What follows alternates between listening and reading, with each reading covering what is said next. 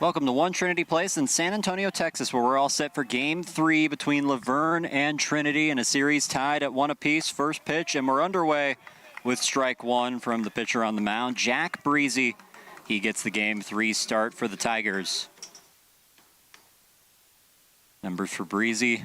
A little rocky at times this year, particularly with that first appearance against the Babson Beavers in the opening weekend. Gave up a home run and quite a few other runs without many innings pitched. But since then, that ERA has come steadily down, 6.91. This is his 13th appearance of the year, a 3-1 record for the right-hander. And there's a lot of arms for both of these squads that we're probably going to see. This one hit deep to right field, back at the wall, and what a start for Laverne. A pivotal Game 3, and it's Vogel that gives them the 1-0 lead. And the power hitting continues for Laverne. Just jumping out in front of that one right there. Probably not the offering, or at least not the location that Breezy wanted on that pitch, considering the context of the count. Way ahead 1-2, and whatever it was firm. And right there, Vogel was waiting on it. Jumps out ahead of that one, and Verne jumps out ahead in this game. It was gone in a hurry, and you're right, it's 1-0 Laverne. What a start for them. A bunt, and it's a good one from Vasica, and no throw from Tinker. And pretty perfect timing right there. Jump on top early with the long ball, come back, play a little smaller. And catches Kai Tinker over there on the corner, playing deep behind the bag.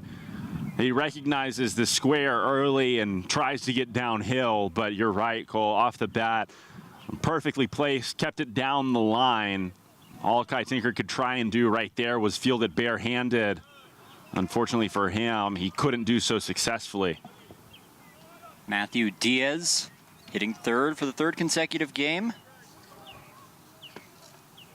We've talked about Laverne's numbers in sacrifice bunts. I guess you'll have to add to the total for bunt singles.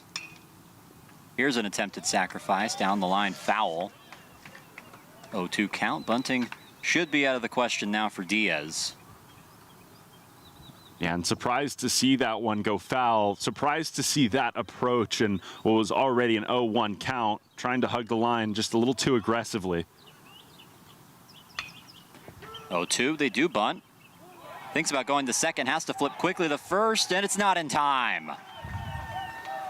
The bobble from Breezy after he wanted to be aggressive and get the lead runner, it doesn't pay off. 3 consecutive Leos reach. Yeah, and it looked like maybe he was going to have a chance at second base. But you're right. In trying to be aggressive right there, before he transferred that baseball, and he had his sights set on the bag over there at second, led to that fumble, and ultimately doesn't come away with any out. 2 on, nobody out. Another bunt. This one skied, but into the screen, so no play for Lazera behind the dish. Yeah, a big spot right here. Need to come away with an out. No matter what form it comes with, Logan Reese is willing to sacrifice himself. Got to live with it to just put one on the board at this point.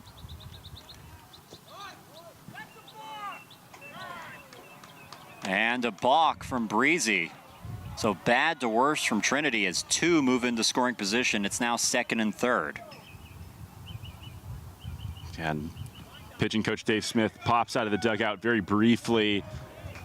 Whatever ruling the field umpire behind second base gave to Jack Breezy, I guess he was content with that from the dugout, but yeah, things do move from bad to worse right here. Swing and a miss as the cleanup hitter Logan Reese waves at that one. Reese, one of many Laverne Leopards, hitting over 300. Trying to add on to this total and get an even better start for the Leos. Pitch away, it's 1-2. Talked about the 9-run inning for Trinity yesterday to start their day. Hard to imagine a better start for Laverne if this ball finds the outfield grass. Swing and a miss, it's a strikeout, and a much-needed out for Jack Breezy. And it's a big one right there, but considering the start to this game in the context we see right now, I'm going to give you a thought, Cole, and let me know if you agree with me. This is maybe a good spot to go ahead and let Noah Garcia walk down to first. I would be content with that, yeah. He's been red hot this weekend, and it's a huge spot already in inning number 1. Breezy going after him with strike 1. Already home runs in the only 2 other games of this series. A grand slam in game 1 of this doubleheader. Game 2 of the series. Fouled off, and it's 0-2. This is exactly the situation you have to be in. Up 0-2, give yourself a lot of pitches to waste and to work with, but just can't put anything in the zone. Miss everything outside and low. Pitch away, 1-2.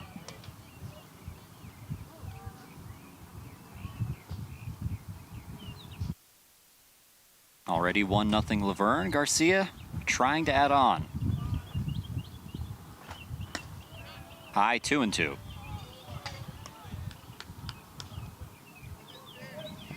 I mean, the issue in this at-bat, Garcia's beaten this Trinity staff everywhere this weekend. He's homered to the strong side. He's homered by pushing it the opposite direction over the left field fence. I mean, he's stroked line drives all over the place the last 2 days. Fouls off, a 2-strike pitch, and he'll see another. I think what we're seeing Breezy try and do in this at-bat is locate that breaking ball, maybe catch a corner of the plate down and away, just a backdoor type of offering. Lined up the middle, this should score a few runs. One comes in safely, here comes another, being waved home, no throw, and it's 3-0. Noah Garcia, a 2 RBI single, puts Laverne up even more. And that's the outcome that you kind of just had to avoid right there. 2-2 count and got to 2 strikes. No need to give him anything over the heart of the plate. A mistake pitch made for the 2nd time in this inning. And Laverne hasn't missed that frequently in the last 2 days. And Noah Garcia has missed even less. It makes Breezy pay on the mound, but there's one thing you can point to now, maybe a little bit cleaner, just that runner over at first base. Meeting adjourned, and I'm assuming an attaboy from Dave Smith trying to encourage his starting pitcher. Only the 3rd start of the season for Jack Breezy. Now working with just the runner on first, still only 1 out. Now the catcher, Matt Rice, making his first start of the series, will come up to the dish.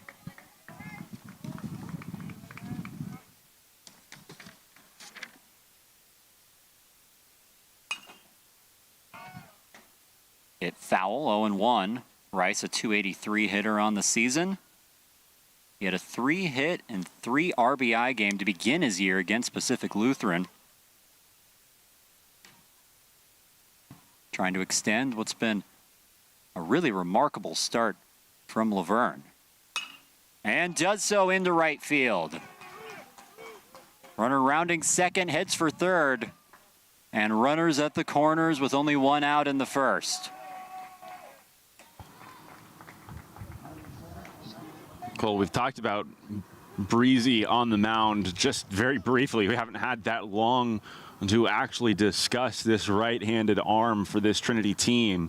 But it's a change when it comes down to that regular weekend rotation. We've seen Shavana and we've seen Tier. Breezy getting his first start in this kind of rotation in quite a while. Seen him start games throughout the year, but nothing with this kind of weight. Traditionally, Breezy served as a midweek starter. Now, in a postseason series, it's a little bit different. As you mentioned, significantly more weight. So far, Laverne has 3 runs on 4 hits, and they're hoping for even more. Now the 1-1 count to Givens, who's asserted himself in this starting lineup. Great game 2 after pinch hitting in game 1, and he's starting game 3. Finds himself down 1-2.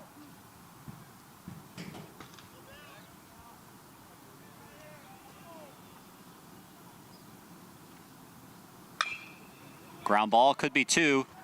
Throw to first, in time, and it is. Breezy gets out of the jam, but Laverne does damage. It's 3-0 Leos as we head to the bottom of the frame.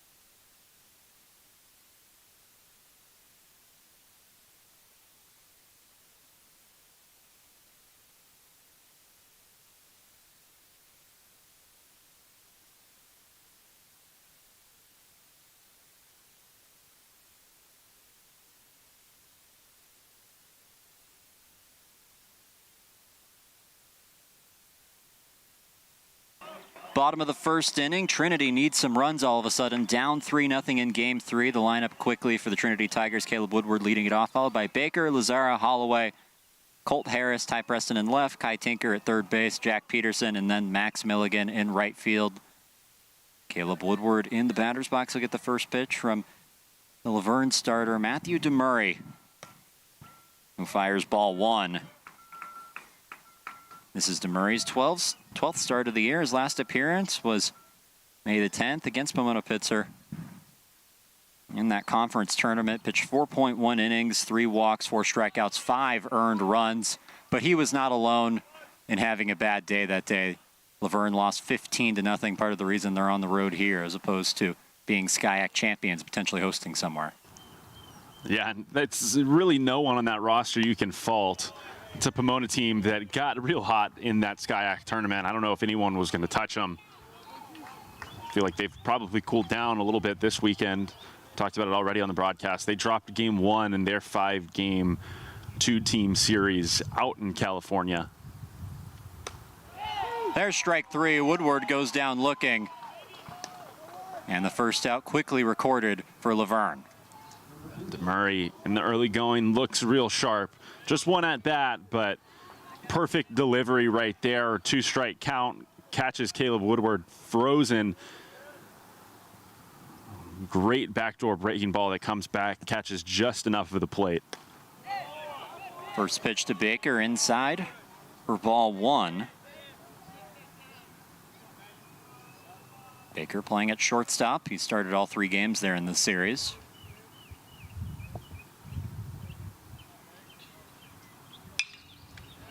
Line to right, and the catch is made. Logan Reese out there patrolling his position, and he makes the catch for out number 2. Yeah, not a name that we've called too frequently from a defensive perspective in this Laverne outfield, but Reese has certainly shown his stature at the plate. And standing in there, rather tall, Him patrolling right field out there, probably not going to get the most action, but showing us early on here in Game 3 that he's more than capable. Tracks that down easily off the bat of Jack Baker. Brings up Nick Lazara. Takes strike one, and DeMurray's come out early throwing first pitch strikes. And a big spot for DeMurray right here. And got a lot of run support. He can pitch with a lot of confidence for that reason. Looked good from here, but doesn't get the call. It's 1-1. I think more than anything, if you're Laverne, you want this quick inning. Talked about it in Game 1 today. Opportunity to sit these Trinity hitters down 1, 2, 3 and bring the offense back up onto the field. Ahead of it and fouls it off 1-2. You'd think those Laverne bats would love nothing more than to get back out there and keep swinging. DeMurray trying to give them that opportunity sooner than maybe they expected, given the way this series has gone, all the runs that have been scored. Pitch misses inside and gets away, evens the count at 2-2.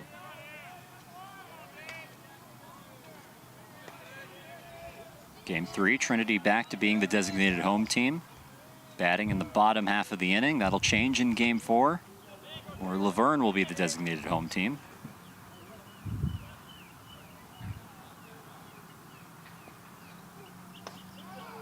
Pitch misses away, and Lazara works it full. Yeah, similar to the pitch that had Caleb Woodward frozen in at bat number 1 of this game. It's a backdoor breaking ball. He's trying to bring back over the plate. This one a little higher than that first offering and doesn't get the call. There's strike 3. Lazara goes down looking, and he does not like the call. Begrudgingly, he heads back to the dugout with out number 3. It's a 1-2-3 inning for Matthew DeMurray, 3-0 Laverne.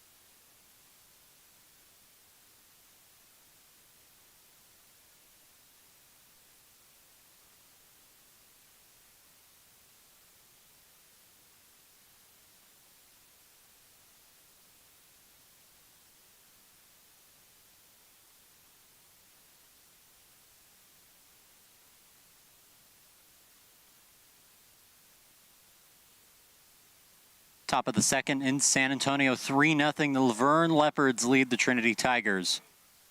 In this best-of-5 series, we're here for Game 3. Series tied 1 apiece. Jack Breezy back out there for his second inning of work. Fires strike 1. Breezy hit around in that first inning, allowed 3 runs on 4 hits. Lined, nearly caught by Harris, but it clanks off his glove into right field. It's the 5th hit of the day for the Leos. And another good start, another barrel off these Laverne bats, and very quick a trip to the mound by head coach Tim Scannell. That was Aiden Salcedo recording that knock, and another mound visit. There is action in the Tiger bullpen already, and probably the last thing that this coaching staff wanted to see was even the possibility of them removing their starter this early. But they seem to have figured out Jack Breezy really quickly. And we've talked about it previously on the broadcast, and of course already mentioned, he's not a guy that's been in these weekend rotations all season long. He's got some midweek starts, he's gotten some opportunities out of the pen, but he feels like a guy on this Trinity staff that realistically isn't going to face an order multiple times through, because when he has previously this season, opposing offenses have found success and found a lot of barrels the way that Verne has early. Pitch rides inside on the other Salcedo. This is Anthony in the 9-hole. Trying to bring his brother over.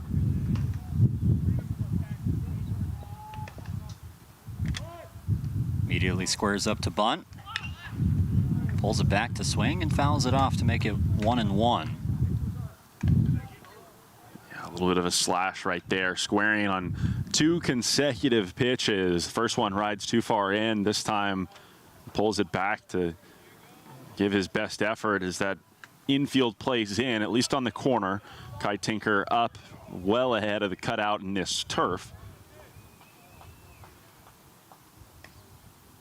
Salcedo slowly works his way back into the batter's box. 1-1 pitch, squares up to bunt again, doesn't pull it back this time. A good one down the first base line and no throw. Or at least it's late, beats it out. And 2 aboard with nobody out once again. And the PFP leaving something to be desired for Trinity in the early going. Breezy's gotten to 2 baseballs that have been bunted back to him. This one's certainly a tougher play. He has a longer way to range, and even once he picks it up, given how close he was to that foul line, doesn't have a great throwing lane for himself. Feels like he's just thinking too far ahead of things. Vogel fouls that off, trying to bunt. An E flashed on the scoreboard. That's the second error of the day for Trinity. As the lineup flips over for Verne. The last time Benny Vogel was up, hit a home run to right field to make it 1-0. Squares up to bunt once again. Another good one. Breezy gets the handle this time and throws to first for the out. The sacrifice is complete. Yeah, the first opportunity of the day, looked like he picked it up with his glove, and it was the transfer that got him. Second time, he had a long way to go to get to that foul line. Tried to barehand it. Maybe just got a little ahead of himself, thinking about the lane he was going to have to create. This time, bunt is right out in front of home plate. Doesn't worry about the glove, picks it up with his bare hand, gets it on over to first. Much cleaner that time, exactly when he needed it. Ryan Vasica, the shortstop, up to bat for the second time today. 1 for 1 in his first appearance. Take strike 1, 1 apiece. So far, it's been a lot of strikes from Breezy. I think that's what you anticipate with this guy on the mound. A lot of problems with the walks issued in game 1 today. Right now, he's been in the zone, but Verne has been able to put the ball in play because of it. Verne came into this series with a .324 season batting average as a team. That's 32nd best in Division III baseball, which doesn't sound as impressive when you just say the number, but over 300 programs in Division III baseball. Lined and caught by Harris. Slowly hit in the air, and Breezy gets the second out of the inning. Yeah, and a break for Trinity there, finally. Yesterday, we talked about the ball just getting down consistently for the Tiger hitters. That has been another portion of today. For Verne, it's just found gaps, and that's continued. It's been hard-hit baseballs. Sometimes they happen to be right at guys. That one, not the hardest hit, but it can still find a way through when it's placed correctly. Fortunately for Trinity, who's trying to get out of the second inning, that one was right at Colt Harris. Swing and a miss from Matthew Diaz. Diaz 0 for 1 in the first, reached on an error.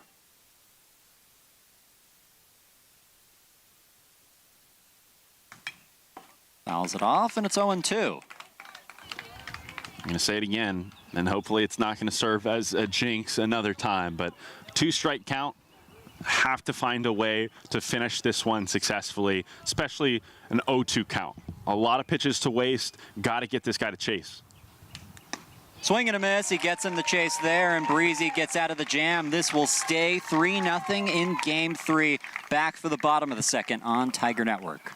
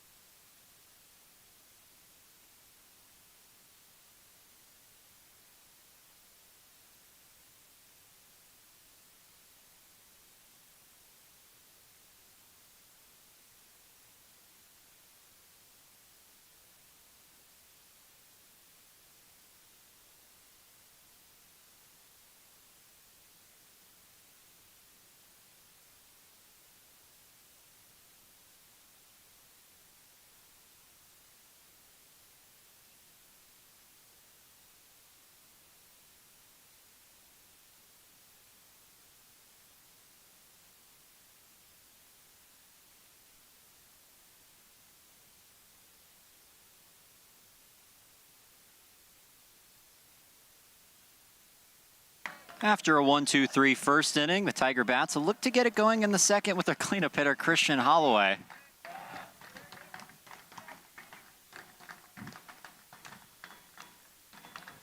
Currently down 3-0. This Tiger offense trying to get back into the game. Pitch gets away for ball one. It's a couple of times that we've seen DeMurray in this ball game seemingly overthrow a pitch like that. Last half inning, it was one of the lefties up to bat, either Woodward or Lazara, who saw one down and in near their feet. 1-0 pitch inside 2-0. I guess the good news for DeMurray is that he hasn't had anybody on base to have it be an impact in this game. Yeah, but with that, feels like perceived effort pretty intense out there for DeMurray right now. Verne, huge response in game 2 of this series, trying to keep things rolling. And another good quality start like they got in game 1, and they'll have a real nice chance. Already 3-0. First 5 pitches of the game, it was 1-0. Vogel getting a no-doubter to right field. Inside and too far, it hits him. So Holloway will represent the first base runner for Trinity. Yeah, not the most comfortable trip down to first base, but at this point, you got to take it any way you can. Now, I've said this all year, there are situations where the hitter's got to be thinking, you've got to be kidding me. And then there are situations where you haven't had a guy on where, you know, you might take that one. Yeah, we've seen some of those on both sides, certainly. Haven't had a guy on, so I think you're right with the latter today. But I remember very clearly at least 2 hit-by-pitch games, if not 3 hit-by-pitch games earlier this year. Especially those with 3 balls where it's like, man, you could have thrown it outside the zone anywhere else, and it just had to be at me. Yeah, sometimes it happens. It's just the way the game works. The ball wants to find people. It really, really does. It happens in the field, off batted balls, and it certainly happens out of the hand. I think again, proved to be a good example of that. I don't even play, and I've been hit in the head by a baseball on this field before. Yeah, but you played catcher, so that's like Tuesday. Yeah, this is true. Holloway on first base as the meeting is adjourned. Brings up the number 5 hitter, Colt Harris.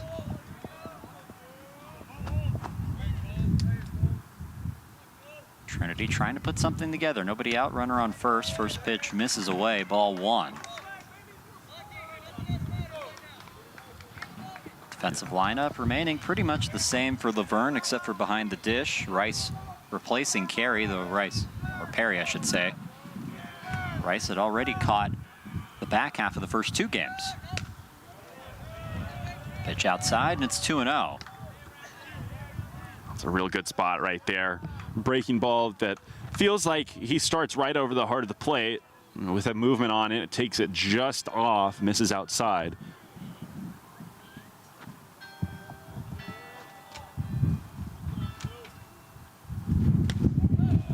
Strike one. Good adjustment there. 2-0 count. Don't want to give a hitter as good as Colt Harris a fastball right down the middle. Doesn't need to. Makes the adjustment with that breaking ball. Starts it a little further in on the hands, and it breaks right over the middle of the plate. Swing and a miss at a breaking ball outside of the zone. It's 2-2. And it sets up that pitch right there. Breaking ball starts on the hands, go back to it, start it in that spot where it finished just off the plate. This one with a nice amount of vertical bite on it too, and drops way out of the zone onto the ground. Thought about it, but Harris thinks better and works the count full.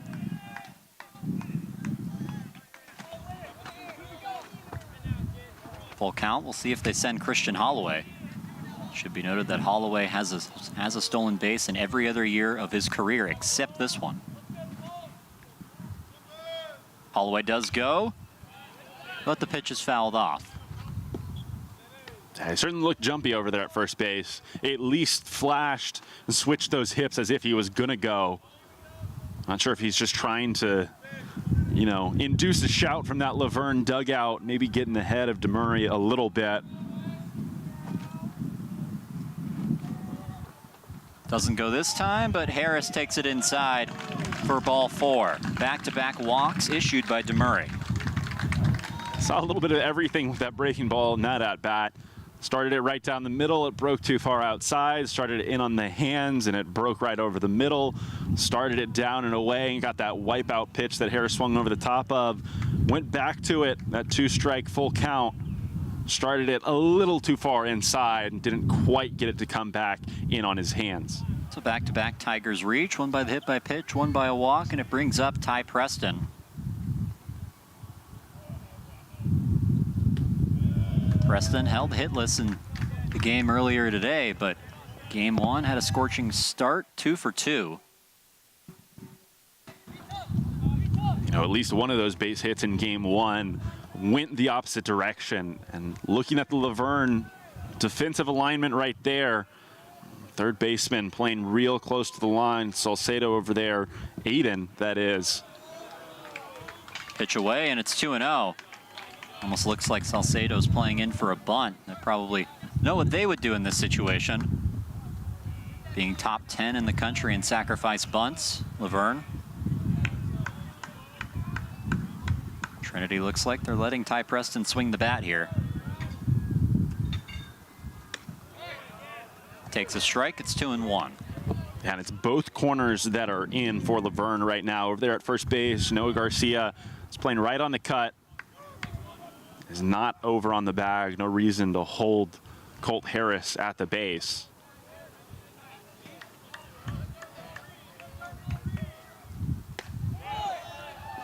Strike called. So far, a lot of pitches being taken by this Trinity offense. It's a couple of walks, I guess one walk, one hit by pitch. They've seen a lot of pitches out of the zone, trying to wait for something perfect. They have to be willing to swing it now with 2 strikes. Swings but misses. First out of the inning as Preston heads back to the dugout. Still 2 aboard. And just a great pitch by DeMurray right there. Gets the 2-strike count against Ty Preston. Doesn't have the advantage, righty v lefty. And he spots that one well. Fastball. Felt like Preston wasn't exactly sure what to anticipate. Trinity offense has seen a lot of breaking balls, and that time he was late on the fastball. Pitch rides inside on Tinker. Takes it for ball 1. Tinker's played most of the series at third base. A lot of guys taken out in these blowouts. Not Kai Tinker. He's remained in there. Lined to second, could be 2, and it is.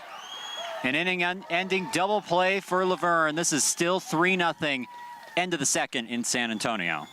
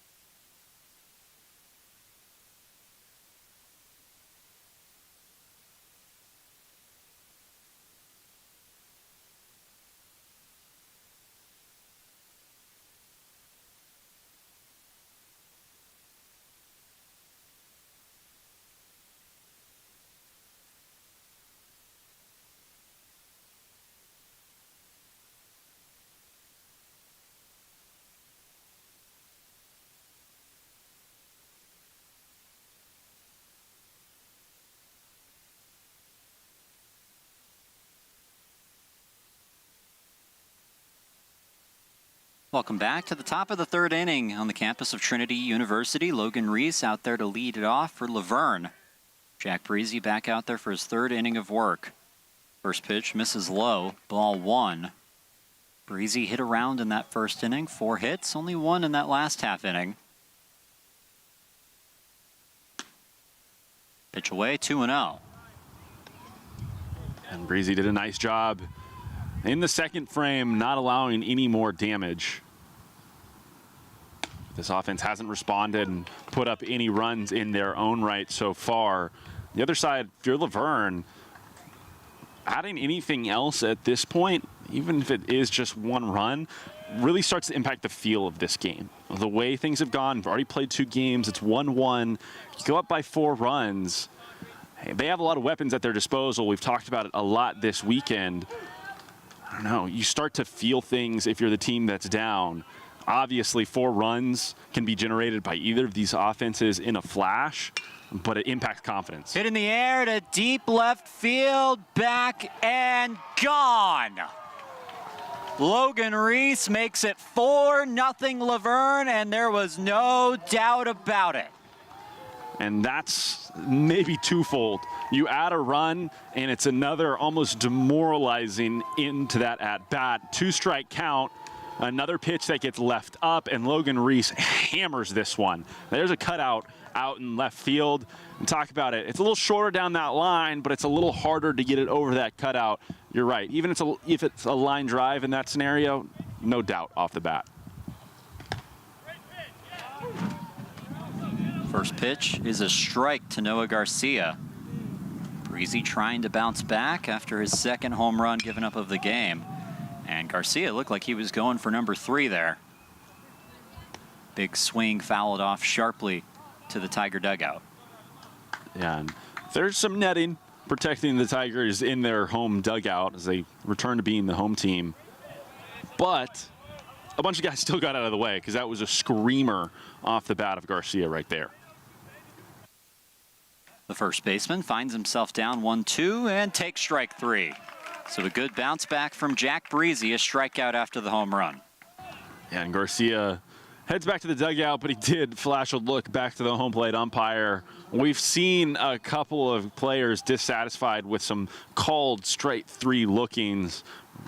For Laverne, Garcia right there, who's certainly displayed a good understanding of the strike zone this weekend. And on the other side, similar guy, Nick Lazara.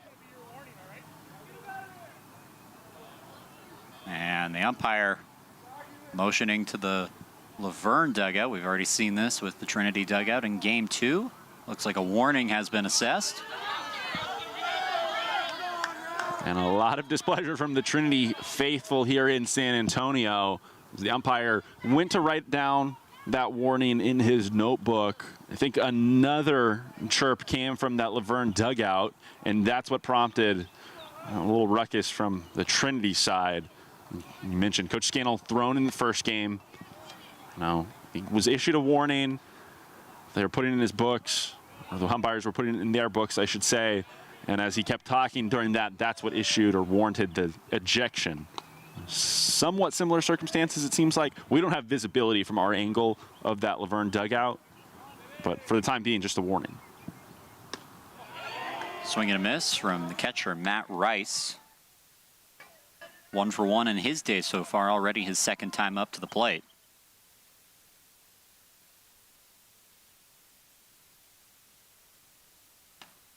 Swing and a miss, 1-2.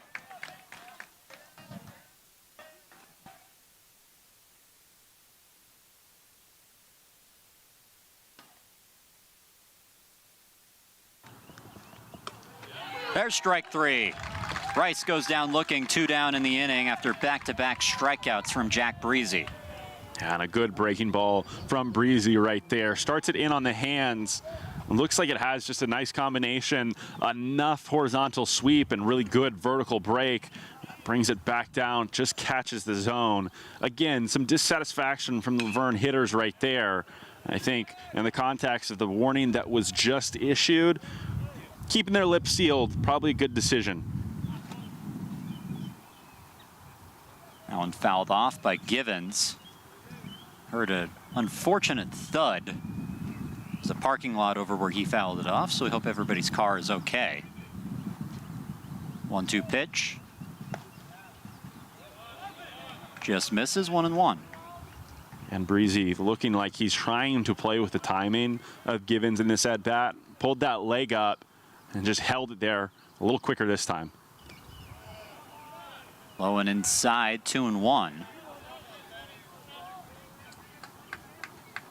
You know, we've seen him do this before, but it's not a tactic that many guys try and deploy. Strike called, 2-2. Now, I can tell you it works on me in wiffle ball. I don't know about Laverne. Inside, works the count full. You know, they've been pretty disciplined all weekend long. I don't hate the concept of trying it, but I'm not entirely sure if it's going to work for that reason. Low, and it's ball 4. First walk issued by Jack Breezy. At least it wasn't the Nestor Cortez fake to first and then fire home.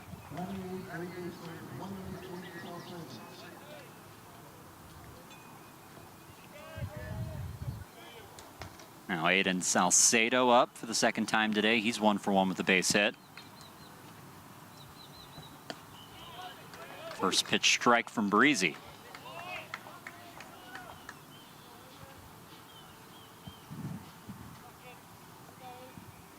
Already 9 base runners for Laverne.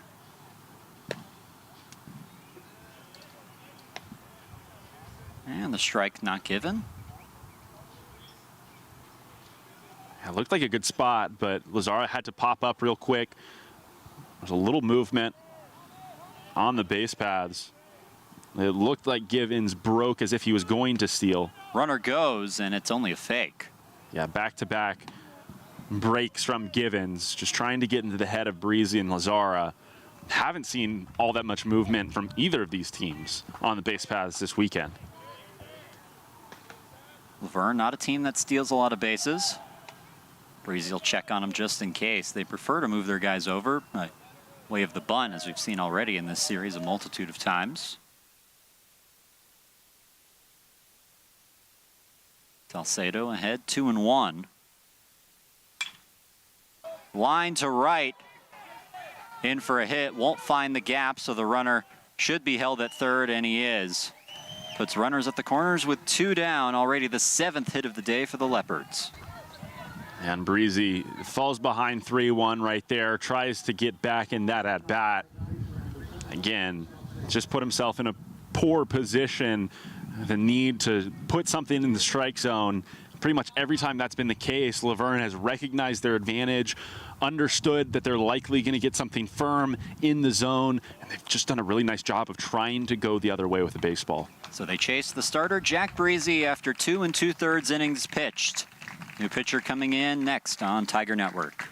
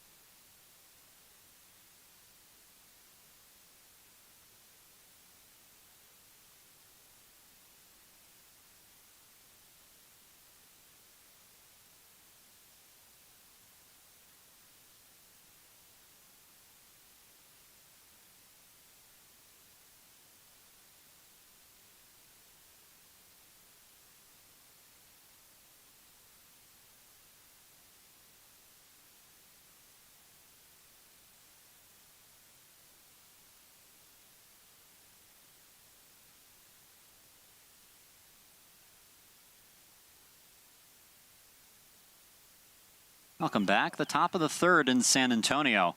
And the first pitcher that we've seen multiple times in this series, Michael Boki, making his second appearance in these first 3 games.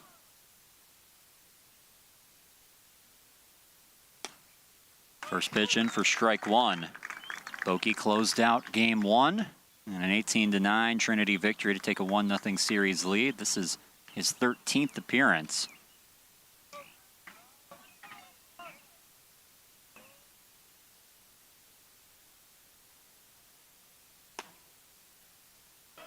Ball high, and it's 1-1.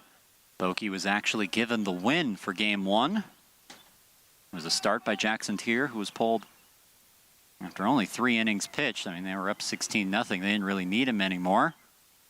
Zach Balbin ate most of the innings, and Michael Boki finished it off. This bump popped foul, no play made. Yeah, not the first time that we've seen some of these late squares. Just surprised that it comes in the context that it does. 1-1 count right there pushes it to 1-2. But I guess that's kind of the entire point, isn't it? Trying to catch people off guard. Infield's all playing back. Kai Tinker included over there at third base. Runner goes, and no throw made. So second and third now for Laverne with 2 down. And don't get an out right there, but you live with it. Just trying to spur something from the perspective of Laverne. That something is a balk. We've already seen 1 in this game. Boki keeps his composure. This one fouled up in our direction. And it's still 1-2 as Anthony Salcedo was able to get a piece of that. He's 0 for 1 today, reached on an error. Yeah, and really a spot where you want to finish this inning if you're Michael Boki. 9-hole hitter at the plate right now. Don't want to be tasked with facing the top of the order if you don't have to. And the call not given. Some shock from the crowd behind the home plate umpire and from Boki himself. Brings the count to 2-2. I think if anything, you can say it's been consistent. Call wasn't given on another breaking ball that looked like it just missed above the zone earlier. Pitch gets away and bounces back off the backstop to tag in time. And that ends the inning. Nick Lazara had to dodge the home plate umpire, but does so with excellence and ends this frame. Still 4-0 Laverne as we head to the bottom of the third.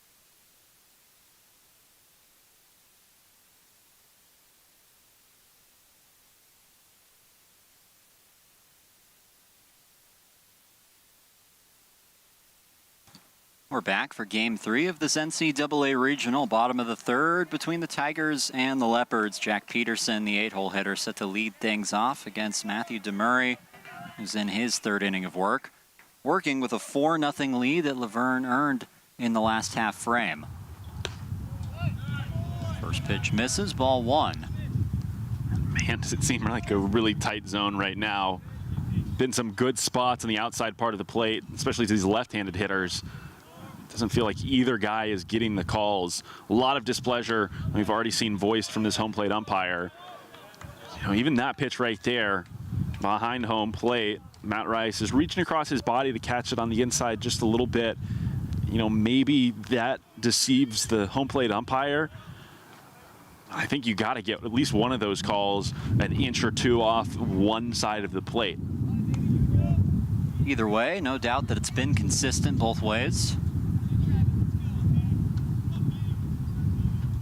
Peterson fouled that last pitch off, 2-1 now. Good count to get the first hit of the day. Still need base runners however you can get them, and remaining patient important. This would be a dangerous leadoff man to let aboard. We've already talked about his exploits in the stolen base category.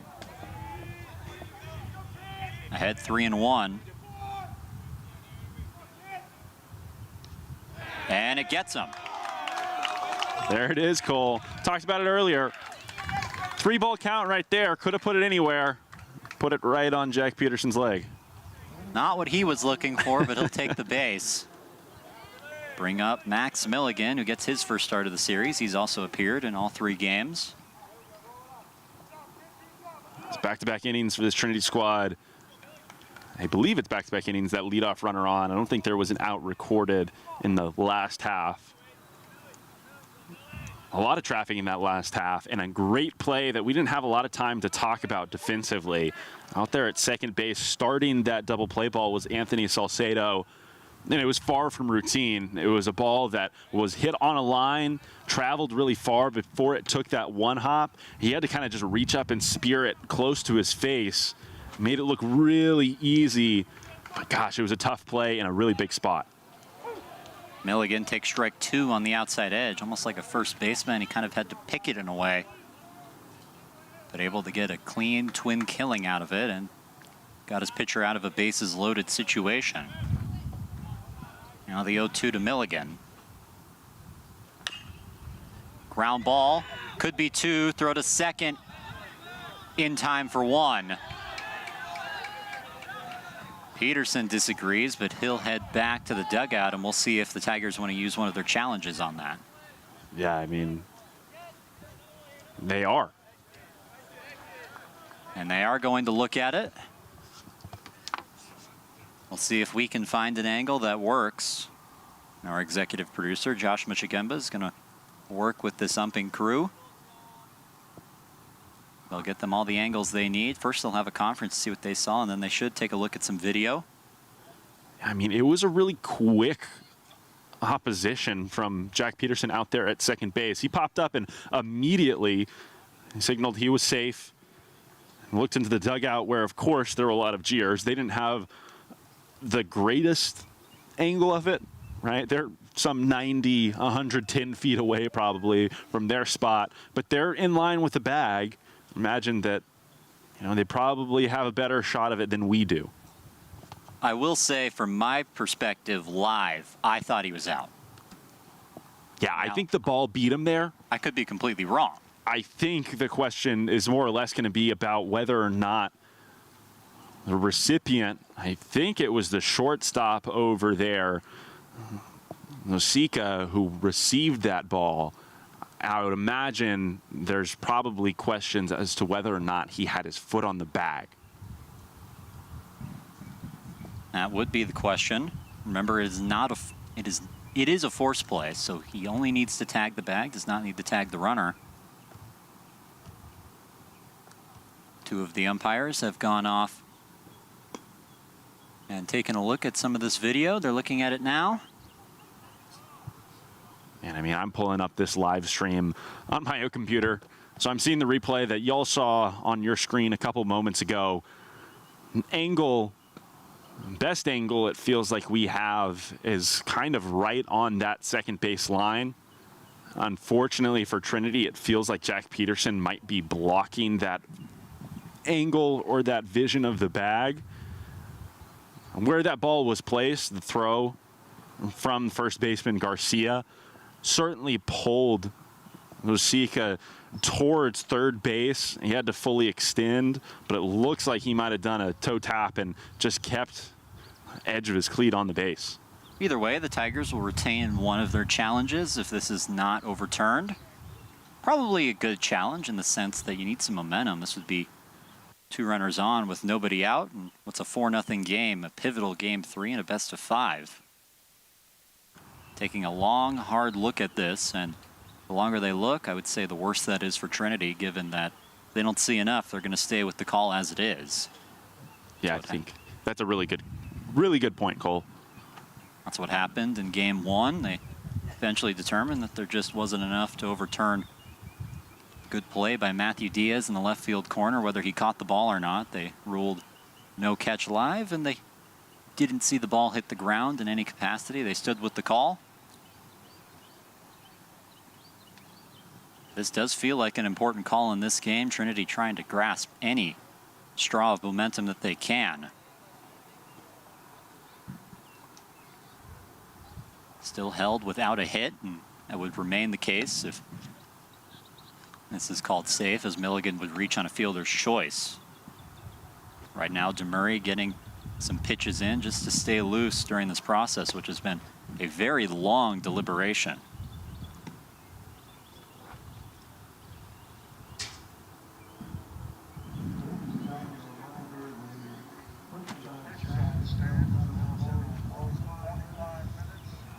I think you make a really good point. The longer that this goes on, I think the more inclined the umpires are to leave it as it was.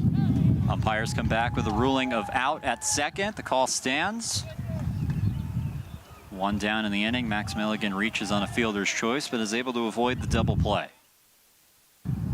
Yeah, I don't think at any point in time the double play ball was really in the realm of possibility, with as well as both of those guys run, frankly. 2 outfielders on the base paths right there. More than anything, I'm shocked that Laverne got the lead runner.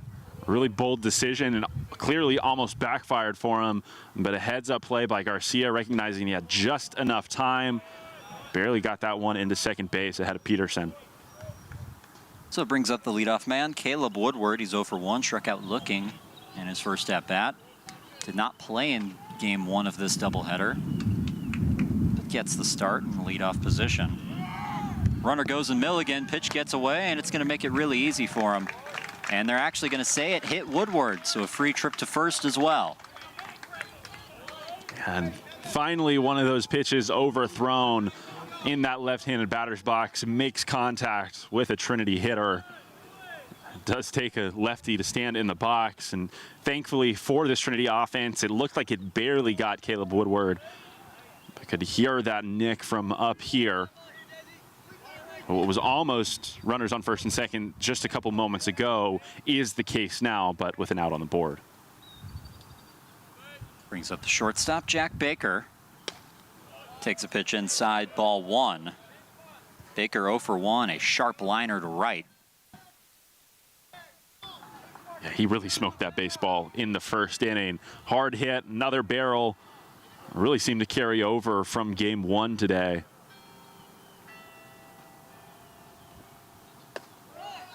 Strike called on the inside edge. You know, that's one of the first things Jack Baker told me when I met him last year. He said baseball is a very weird game in the sense you can do everything right and just have it not fall your way, and then you can just have the most horrible at-bat imaginable, and it just bloops in for a single. Yeah. Some people call that beautiful. Others probably would not. Probably would call it unjust. Thought about it. They say he went. Not so sure about that one. Yeah, there have been some appeals down to first base throughout the weekend. Again, our vantage point not the best for those calls. I don't think any of the ones that have been appealed so far were strike calls or the hitter actually went around. That one certainly the closest that we've seen. 1-2 pitch. Breaking ball in the zone, strike 3. Baker goes down looking. 2 outs on the board. It's been a problem all day today, frankly. Guys have just gone down looking at the plate. And part of that is a lack of aggression, certainly from an offensive perspective, but you have to hand it to these Laverne pitchers. Urquidy in game 1, and now DeMurray absolutely dotting that one outside portion, I guess inside portion of the plate to what was a right-handed hitter in Jack Baker. Brings up Nick Lazera. That feels like a big strikeout. Trinity's had some base runners in recent innings, still held without a hit, but Bases loaded in the last half inning they were batting. 2 on here. Down 4-0. They need to find a way to get back in this game, or else they'll face elimination tomorrow at 11 a.m. in Game 4. Zara is a guy who very recently in that SCAC tournament stepped up to the plate with a couple of runners on and put a big dent into a lead. 1-1 pitch. Strike called, 1-2. It was a game in which Trinity fell behind 6-0 to Centenary. Game they needed to win to stay alive in the SCAC tournament. Nick Lazera, big home run to cut into that deficit. Trinity eventually tied the game at 6, but lost in the bottom of the 9th. Swing and a miss, strike 3. DeMurray gets out of it again, and he's fired up as he heads back to the dugout. It's 4-0 Laverne. We're headed to the 4th on Tiger Network.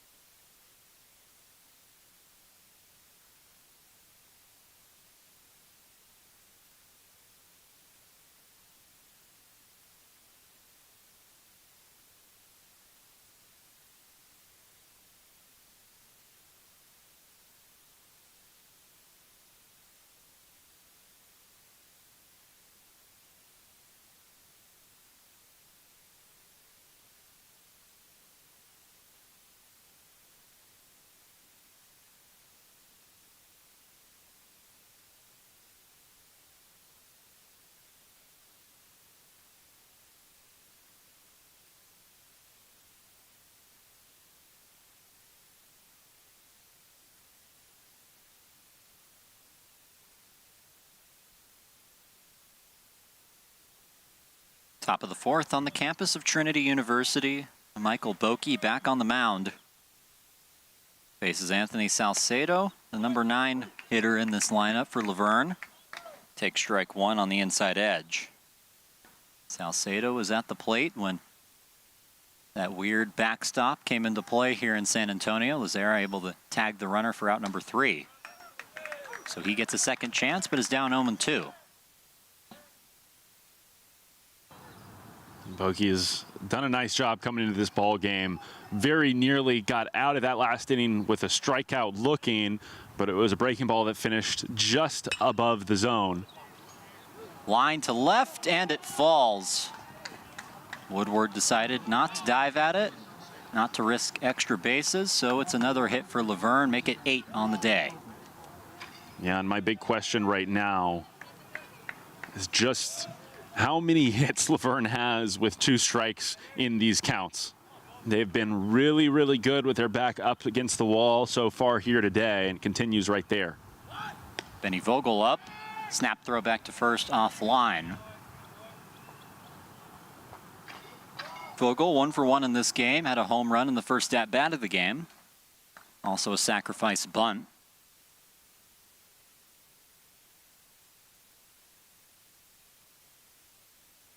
Runner on first, nobody out. Pitch misses, 2-0.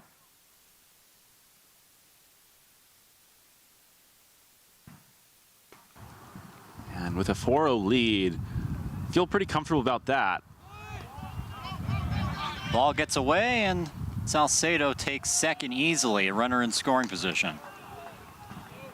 I mentioned the comfort of this lead right now because, of course, Vogel squares around early in this at-bat, but have to think about kind of the cost benefit. At this point in the game, should feel pretty good about where you are offensively. Do you really need that 1 run at the expense of a free out? Or are you letting your hitters just continue to swing away in a weekend where they've done a really good job? 3-1 pitch coming up for Bokey. Fires it for strike 2. Now, no, Luke, I think in this series, you got to add on. I think it's fair to say that Trinity is definitely capable offensively. Yeah, I mean, a 4-run ball game, I think you usually feel pretty comfortable about that, but with the run support that each of these teams have put up so far this weekend, you know that 4 probably isn't good enough, and that more than likely you're going to need more. A walk for Vogel. 2 aboard, nobody out. Another jam that another Tiger pitcher finds himself in. And more importantly, you got to get out of it. If you're Michael Bokey, we've seen Jack Breezy have to do that a few times. Has been unsuccessful a few times. It was a long, slow walk out to the mound from Nick Lazzara. I imagine it probably was prompted from that dugout. Said, go take a visit and make sure it lasts a little while, just to buy some time for an arm. That's exactly what they will do. Dave Smith makes the point. Another pitching change in San Antonio, 4-0 Laverne in Game 3.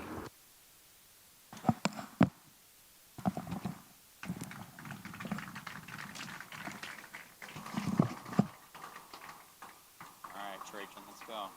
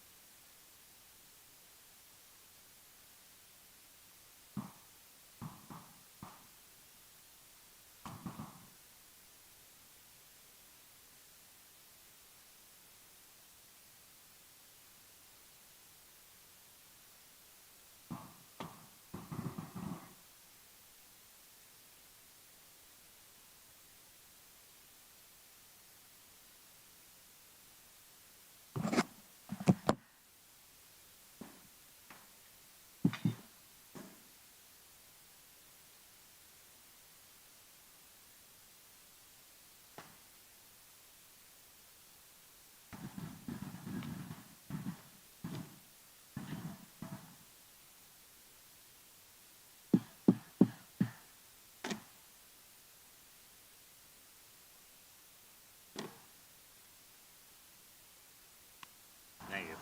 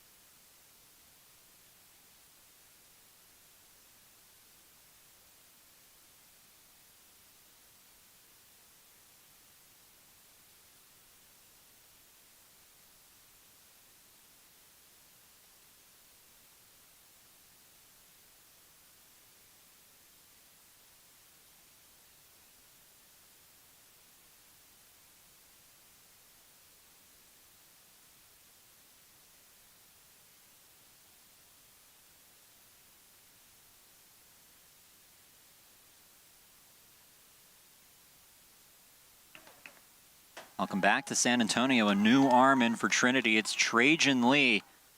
Comes into his 14th game. He comes in with a record of 3-1, a 3.68 ERA. And more importantly, comes into an important situation. Runners on first and second. Fires strike 1. That 3.68 ERA for Lee comes after 2 brutal starts in a row against the same team, the Centenary Gents, who just had his number. Was unable to get out of the first inning of either of those starts, allowing 3 runs in each first inning. Runners go. Lazzara throws to third. In time, they got him. The laser from Lazzara gets the first out of the inning. Yeah, and immediately Laverne coaching staff signaling to the dugout to challenge this one. They're going to go ahead and do so. I think that the runner was there, certainly, but there's a question as to whether or not he actually stays on the bag right here. Tinker does a nice job of applying the tag one way or another because it's bang, bang. It looks like he goes in real hard, and because it's this turf, there's a big, long slide. The question is, between his arm and his leg, is there another part of his body that he gets on the bag while Tinker has a glove on him? I agree with you. The runner was definitely there in time, but the ump seemed to have a good look at it. We'll see if we can get any definitive signals from our replay booth. And again, call on the field matters. It's called out at the bag. So there will have to be clear evidence that some part of his body was on the bag still when that glove from Kai Tinker made contact. Two officials have gone over to look at the video just as they did in the last challenge. It's the third challenge we've had in 3 games.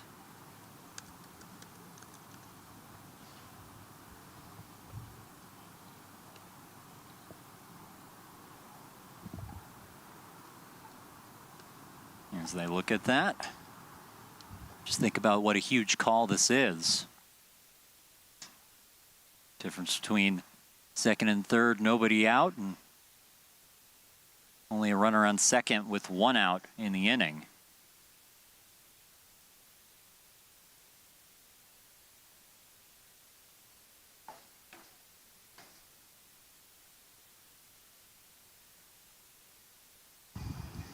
And a good call from this Verne coaching staff, realistically. Double steal right there. Not very frequently you're going to have a guy check on the runner at second, especially when he's fresh into a ball game. And they overturn the call. He is safe. They say Salcedo got in on time. So it will be second and third, nobody out. Challenge is not going the way of the Tigers today. Yeah, but it's a good job by third base coach out there, and I'm sure Salcedo himself would have probably looked back to the dugout and implored the coaching staff that this one should be challenged. But a voice of authority over there certainly helps in that effort, and it does pay off for Verne. Still an 0-2 count for Lee against the shortstop Vasica. Over his head, has to duck. And it's 1-2. Vasica at the plate doing a nice job ducking and also bringing that bat down with him, avoiding the foul ball.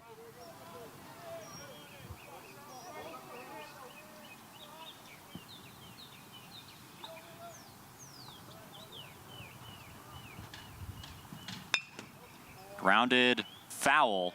Great play by Tinker to even get his glove on that, but ultimately staying at 1-2. Yeah, I'm not entirely sure how Kai Tinker gloved that one. Looked like a snow cone from this angle, but full extension. Impressive, even if it was in foul territory. Shows you why he's at third base. Has the agility to get to almost any baseball hit in his general direction.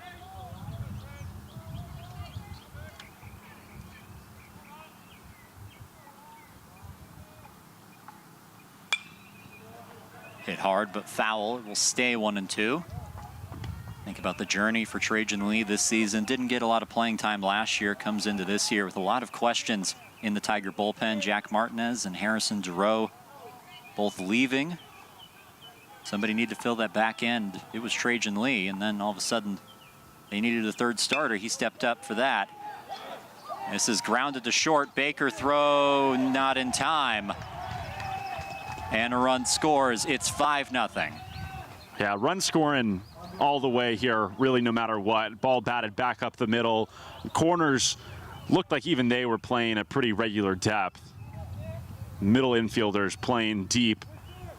Really no shot if the ball is hit their direction.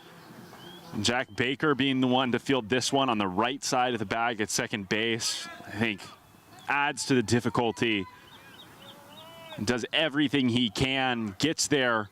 It's a hard part of it, and then trying to make a strong throw as well. Just barely misses out number 1. Strike called, 0-1 to Matthew Diaz. Diaz, one of the few Leopards without a hit today, or in this game at the very least. He's 0 for 2, reached on an error, and is also struck out. Pitch rides inside. Good job by Lazara to even get a glove on that.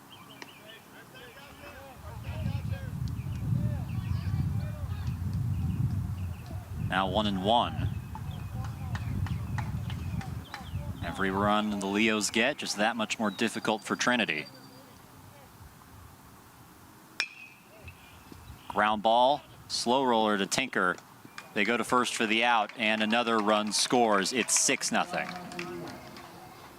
An all-important first out right there, though. Tinker doing a nice job. Reads this ball over there at third base, then quickly gets it out of his glove. Nice strike to Christian Holloway. Important insurance here for Laverne. Again, 6 runs. It's going to be tough to overcome, but not impossible for either of these offenses. More than anything, it's a feel and a confidence perspective at this point in the game.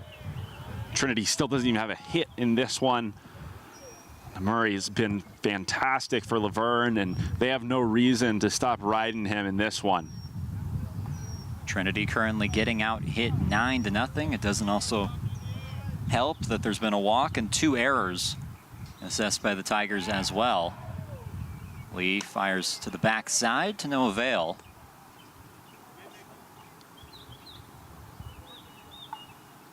Count still 1-0, 1 down in the inning. 2 runs have scored in this frame. Lee now dealing with the heart of the order. It was Jack Breezy who started this game, followed by Michael Boki. Now Trajan Lee, the 3rd pitcher the Tigers have used.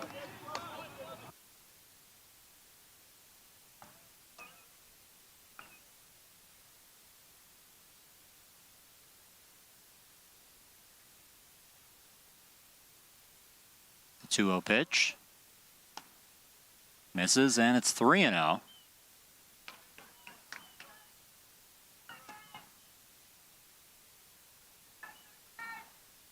Lee trying to battle back. Still only 1 out in this inning.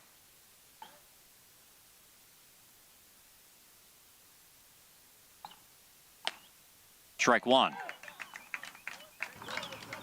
Yeah, and a get-me-over pitch for Trajan Lee right there. Fastball right down the heart of the plate. Needed to see something finish in the zone. Still, uphill battle. There's no breaks in this Laverne offense. Strike 2. Talk about there being no breaks. This offense so consistent, 1 through 9. Everybody a threat. I mean, you saw it between games 1 and 2, how they just interchanged their number 1 and 2 hitters for the number 8 and 9 hitters, and not have it matter all that much. 3-2 pitch. Sprayed to right field. It gets down. The runner stays at third, and it puts him at the corners. And it's another one that finds its way down. It's Max Milligan out there in right field, who gets on his horse trying to get this one in the air and get out number 2 here in an inning that's really stretching on at the moment. He just can't quite get there. Things dropping for Laverne in a way that they aren't for Trinity here in day 2 of this regional, not just game number 3. Ball 1. Noah Garcia. Garcia 1 for 2. He's got a single and a strikeout.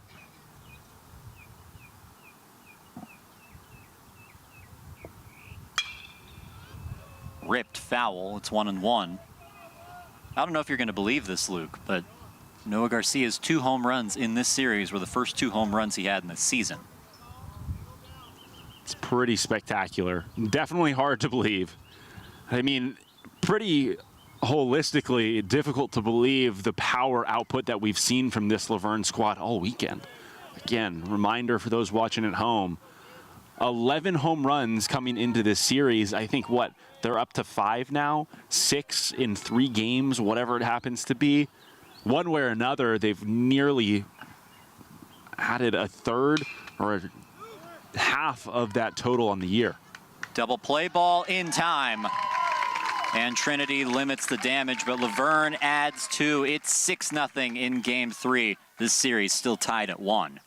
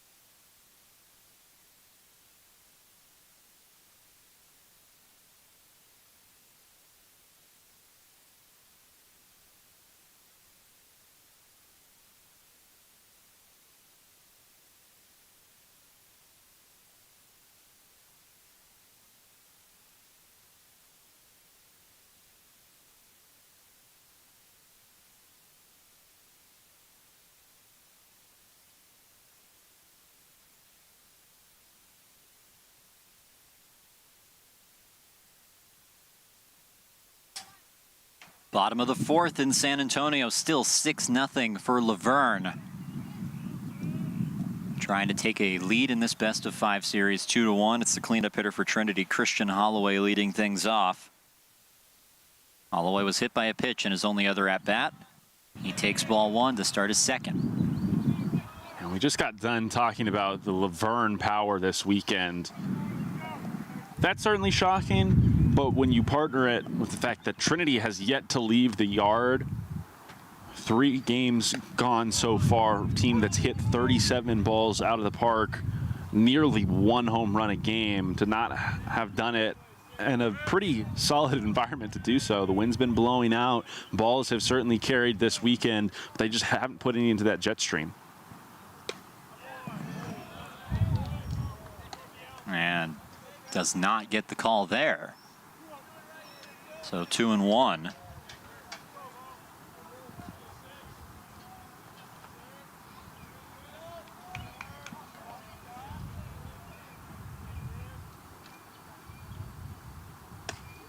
Inside, 3-1. Of course, we mentioned it in the last half inning. Trinity being held hitless to this point. Out hit 10-0.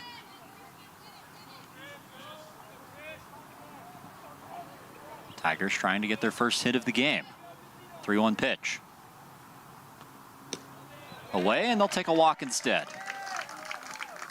I mean, it's consistent. They've had base runners pretty much all day long. They've had some traffic on the base paths, but it's exclusively been hit by pitches or walks. They have not strung into that any base hits, and at this point, they really need to get it going. Bottom of the fourth, 6-0 ball game. Really need to start sooner rather than later if you're Trinity. Colt Harris, the senior, up to bat. Takes strike one inside. A big element of it is the fact that DeMurray has done a fantastic job of jumping out ahead of at-bats, ahead in these counts. Taking advantage of a very, very patient Trinity offense. If you're the Tiger hitter at this point in the game, you can't afford to fall behind 0-2. He's just going to pitch you out of the zone. He's going to have the opportunity to waste pitches. You're going to feel like you have to shorten up, back against the wall, expand your zone to protect, and that's when swing and misses happen. Harris down 0-2 and goes down looking on 3 pitch. No, he doesn't. Pitch called the ball. And maybe DeMurray getting squeezed a little bit right there. It's that breaking ball we saw earlier back when Michael Bokey was in the game. Thought it was a strike 3. Thought the same thing right there. Fouled off, and Harris stays alive. You know, there was a pitch earlier in the game. I was waiting for the strike 3 and never got it. I guess I should have waited there as well. Yeah, and I don't blame you. I think that one was real close. Again, from our vantage point, you can't exactly tell, but we have a rough estimate. We've watched a lot of baseball from up here. 1-2 pitch, swing and a miss. That's strike 3. Foul tip into the catcher's glove. And there's one down in the inning. I mean, a fastball right there. A hittable pitch, but it's in on the hands, and it's not as good as the first 2 offerings in that at-bat. Just have to be willing to swing it earlier on, because so far the approach hasn't worked. Already 6 strikeouts for Matthew DeMurray. No hits allowed. Brings up Ty Preston, who's trying to change that. And that gets him. He'll take a quick trip to first.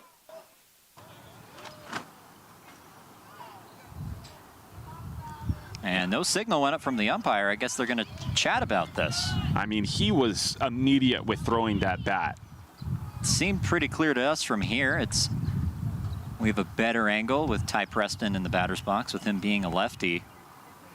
That's the batter's box on our side of the field, so seems pretty clear that that baseball hit off his leg. Having a discussion, and we'll see what the ruling is. Either way, a runner advances to third, and they will put Preston on first, so it's first and second for Trinity with 1 down. I mean, realistically, that play developed real quickly. I've seen that happen a number of times in this one. Ball spiked down in the batter's box where those left-handed hitters stand. It looked like Preston, lifted at least one of those feet up. It didn't jump off the ground. Tried to avoid that. But still, that bat left his hand really quick. He was confident that he got hit. Kai Tinker, the third baseman, up to bat, grounded into a 4-6-3 double play the last time he was up. In the same situation. Take strike one. And DeMurray is pumping in first pitch strikes. Yeah, it looked like that was a breaking ball right there. Finishes on the outside part of the plate. Tinker willing to let that one go, and don't exactly blame him. Sitting fastball, pitch number one, pretty important. Just have to pick the bat up when you actually get it. Last pitch misses. It's 1-1.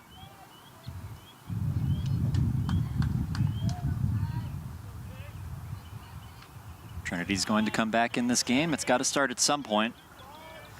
And ideally for them, it's going to be now. Pitch away, 2-1. I don't know. I don't have the live stats up in front of me. Wi-Fi can be a little hit and miss up here on the roof of the Bell Center. Of course, the computer shuts off. You usually don't have this great tint. It gets hard to see with the sun. But would love to know how many base runners Trinity has managed to put on so far in this game, considering the fact that it's only been hit by pitches and walks. And Tinker gets pegged on the shoulder blade with that. Looked like DeMurray came off his mound to apologize to Tinker, or something of the sort. He takes the trip to first. The bases are loaded once again with one out, and a big opportunity for Jack Peterson. Yeah, pretty interesting. The umpire walking Kai Tinker down that first base line. You know, I think first reaction, given the way it caught him, probably got to hurt. The way the umpire stepped into that, maybe there was a little bit of tension between Tinker. I think some frustration considering how many hit by pitches we've already seen in this ball game. Trinity faithful making some noise with the bases loaded. Jack Peterson up to the plate. Take strike one. Peterson hit by a pitch and is only at bat. If you were curious about the total, Luke, it is 5 hit by pitches. 5 hit by pitches and a couple more walks added on to that. A 1 pitch to Peterson. Fouled off the end of the bat, and it's quickly 0-2. Bases loaded, 1 down only in this inning. Feels like if you're Trinity, you have to get a run back no matter what. Even if it's at the expense of an out, whether it be a pop fly or Jack Peterson beating out a double play ball in the infield, have to see one come across right here. Here's the 0-2 pitch.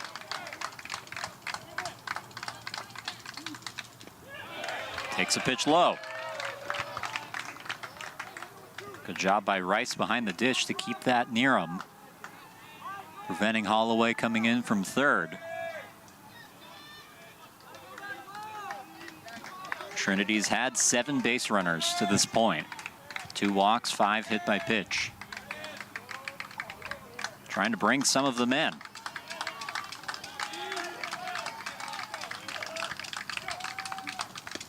Swing and a miss, that's strike 3. 2 down in the inning. You know, there was a willingness to swing the bat earlier in that at-bat for Jack Peterson. Unfortunately for him, he just didn't get good contact, fouled one straight back.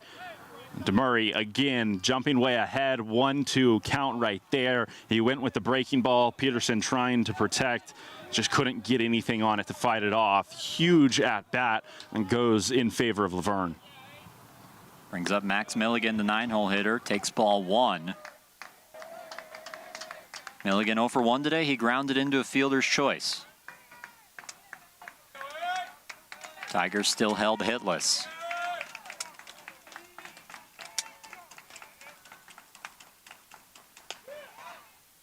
Strike 1.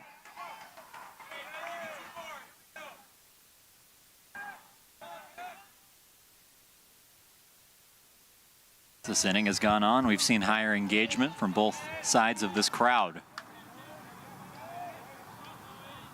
1-1. Just high. Gosh, in that top portion of the zone, Hasn't been stretched at all. Pitches right at the black, at the top line, and right above it. Just not getting the call so far. Murray real close to making it a 1-2 at bat again. Instead falls behind 2-1. Inside, 3-1. A cat on every base. Realistically, cats everywhere. It's been a fear of mine this weekend. That's High true. school mascot, panther, leopard, tiger, lion. There's a lot to deal with. Woodward waits on deck. 3-1 pitch. Fouled off, we'll do it again. And a good delivery. 3-1 count. Felt like DeMurray really needed a strike right there. Went to what you imagine is the safe pitch. Breaking ball, had Milligan well out ahead of it. Sends it 3-2. It's gonna be a battle again right here. Now a 3-2 pitch. Runners go. Grounded. Throw to first in time. They get out of it. DeMurray fired up. Still 6-0 Laverne as we head to the top of the fifth.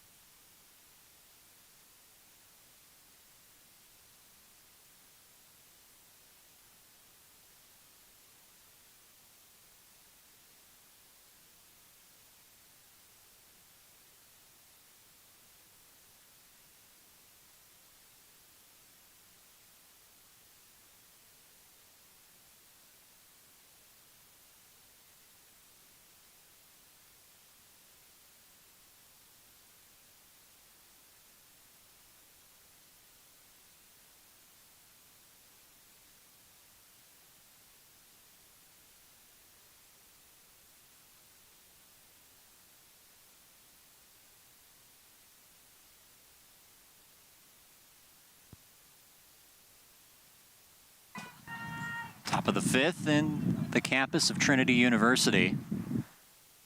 Trajan Lee back on the mound for the Tigers. Fires ball one, 1-0. You just got to think about the impact of leaving the bases loaded once again for Trinity. How deflating that is for them.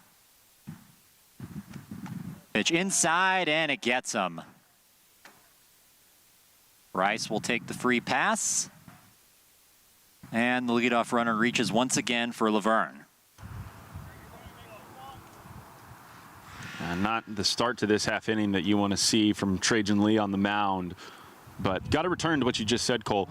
Deflating to have had the bases loaded. And that's just how things work together, really, in this game. Talked about it already. 6-0, it's a hearty deficit, certainly, but it's not insurmountable.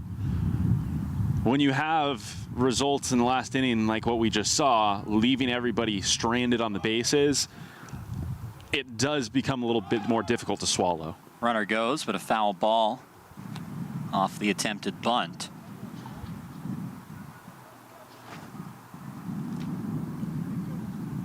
Givens at the plate. He's 0 for 1, grounded into a double play. He's also walked. And just an eerie silence coming from that Tiger dugout right now. And I mean, it's shocking considering the energy levels that we had to end the last half inning.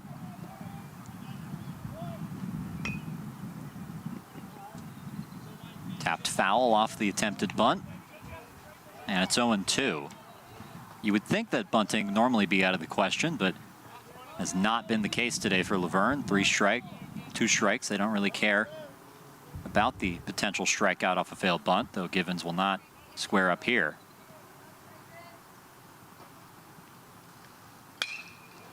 Rips one into left field. It finds the gap. Givens into second. Runner will stop at third. It's a no-out double. Puts the runners on second and third for Laverne. And realistically, it's the same story over and over. And at some point, you have to make adjustments, and we just haven't seen it, especially out of this Trinity squad. Offensively, putting themselves in a hole, 2 strike counts time and time again.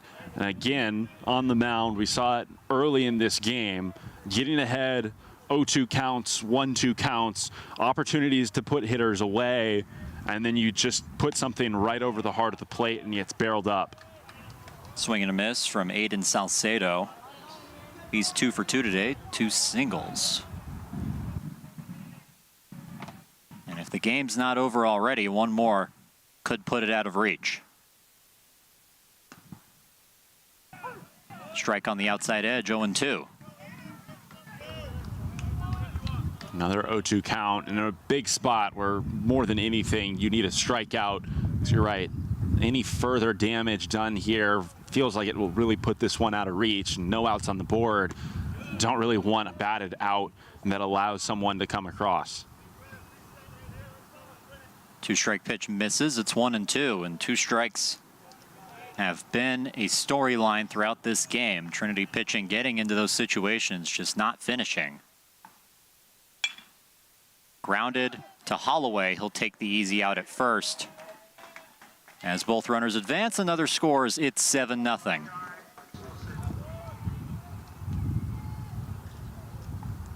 Good job from Laverne right there. Again, 0-2 count, recognizing the biggest thing with a runner on second and a runner on third is getting a job done, right? Whether it's a base hit, it doesn't matter all that much. A guy just 90 feet away, down 0-2, you just don't want to strike out, and they don't. Put the ball in play, one more comes across, Givens moves from second to third, and the inning continues. You talked about it earlier, Coach Winterburn talking about developing complete offensive players, and I think you see 9 of them in the lineup today. And I think it's exactly what you said. They just find a way to get a job done. Yeah, they hit for a good average, but they do what they need to do when they're not getting hits as well. Fouled off by Salcedo. It's 1-2. Another 1-2 count. Zara behind the plate has been very steady defensively all season long. He's a wall back there, and Trajan Lee on the mound. You have to trust them and be able to put something in the dirt right here. Outside, couldn't get in the chase. 2-2.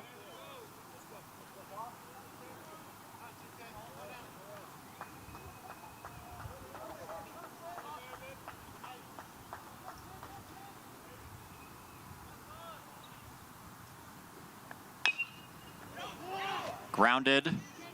Holloway will throw to first. They get there in time. Out number 2, but another run scores and a job done once again to make it 8-0. Again, behind in that count, 2 strikes on him, recognizes the situation. Still just 1 out on the board.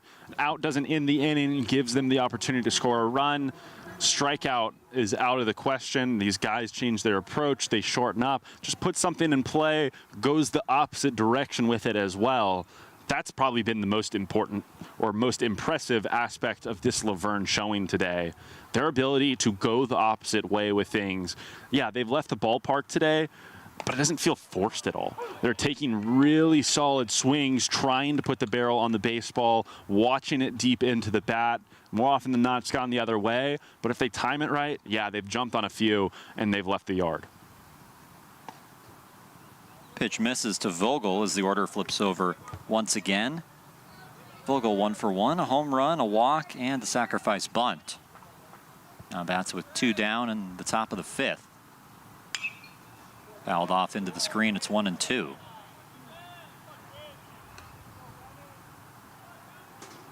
That's the same story right there. How many hard hit foul balls have we seen the opposite direction? Been late on a lot of these swings, but considering the contact, man, they're seeing the ball really well. They're swinging it really confidently. It's just a matter of starting that, half a second earlier, and it's a ball batted in play, still off the barrel.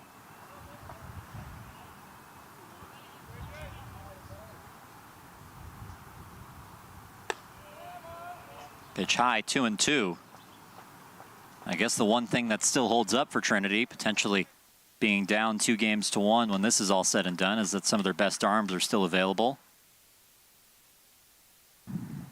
2-2 pitch. Swing and a miss. That's strike 3. Laverne plates 2 more. They've scored in every inning but the second. It's 8-0 Leos.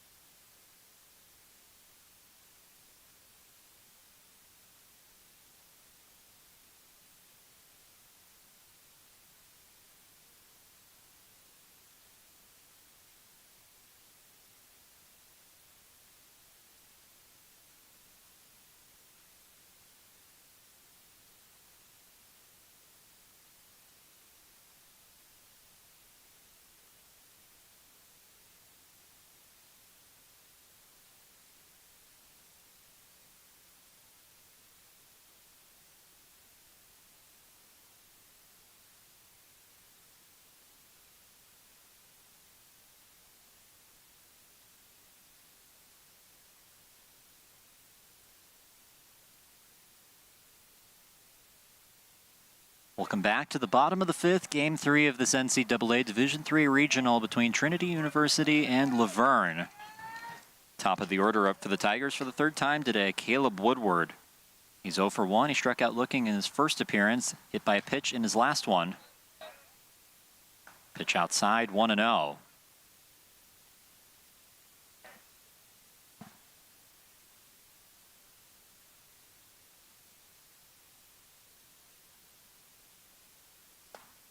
Now 2-0.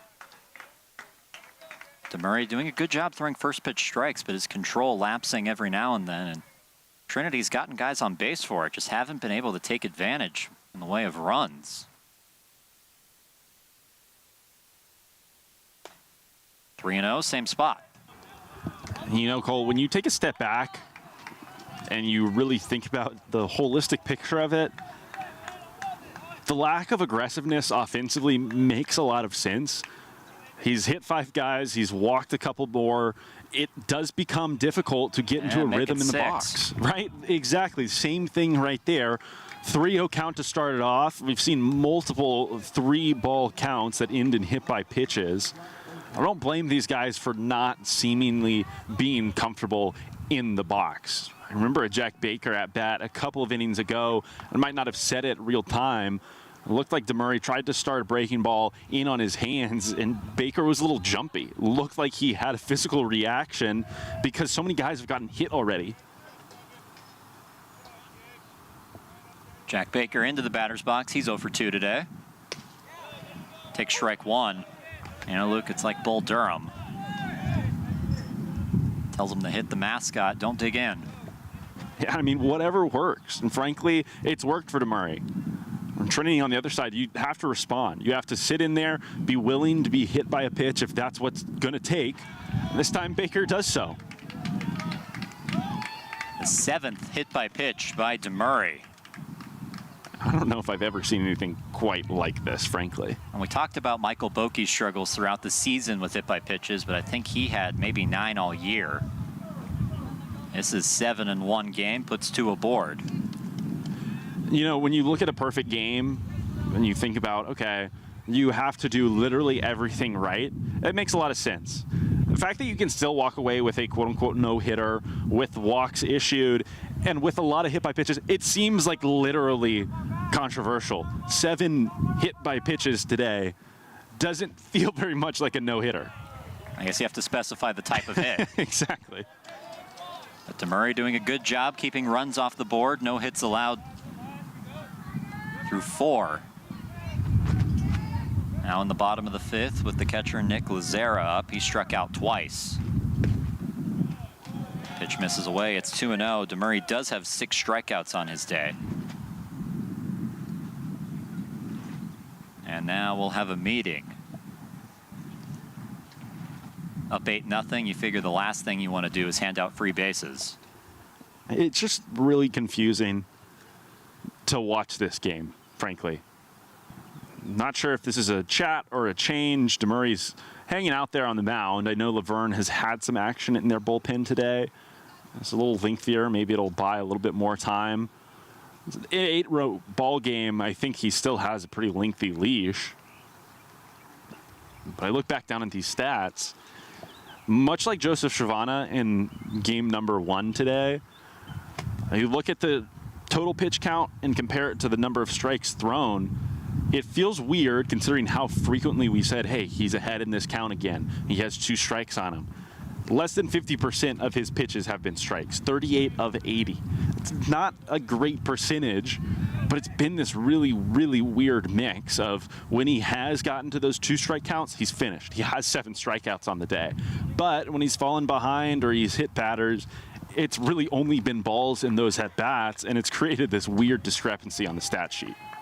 Goes back to what you were saying earlier, 2 strike counts. It's been difficult for Trinity pitchers at time to finish in those situations. DeMurray has done an excellent job at that. So now he has to work through Nicholas Lazera.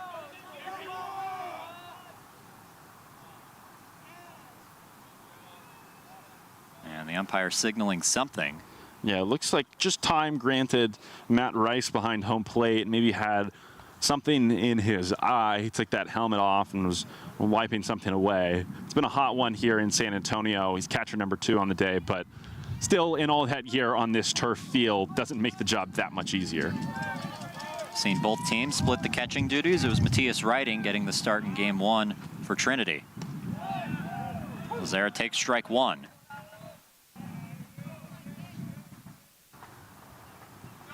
It's a good break right there for Laverne and for DeMurray on the mound.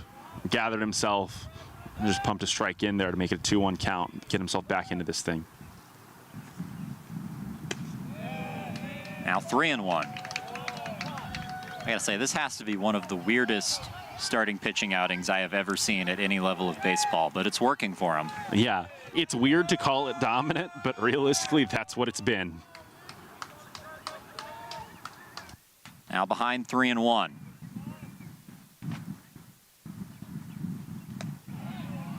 Strike 2. Again, right where he needs it the most, he's able to find that strike zone. Crowd behind home plate finding some life.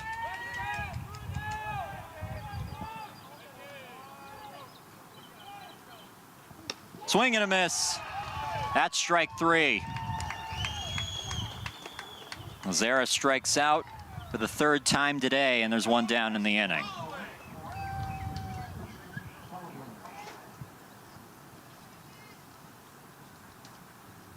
Another meeting on the mound, but this time head coach Winterburn approaches the home plate umpire before they take the journey to the bump, as well as an athletic trainer. Feels like intentional discussion with the home plate umpire, making sure it's clarification, probably an injury visit. And it looks like it's a baseball that's been taken out of the hands of DeMurray. And he'll head back to the bench. And that'll be his day. He gets some applause from the Laverne fans who are in attendance. A pitching change in San Antonio. We'll be back.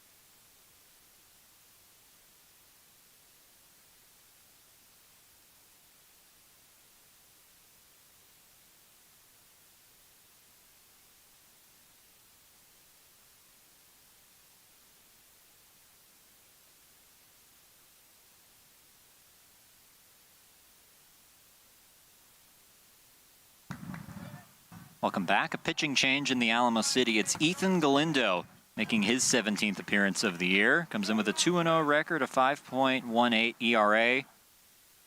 Last appearance came against Pomona in the conference tournament. Pitched 0.2 innings, got a strikeout, allowed 1 run, and it was not earned. Now trying to get Laverne out of this sticky situation. He fires in ball 1, which was a close pitch.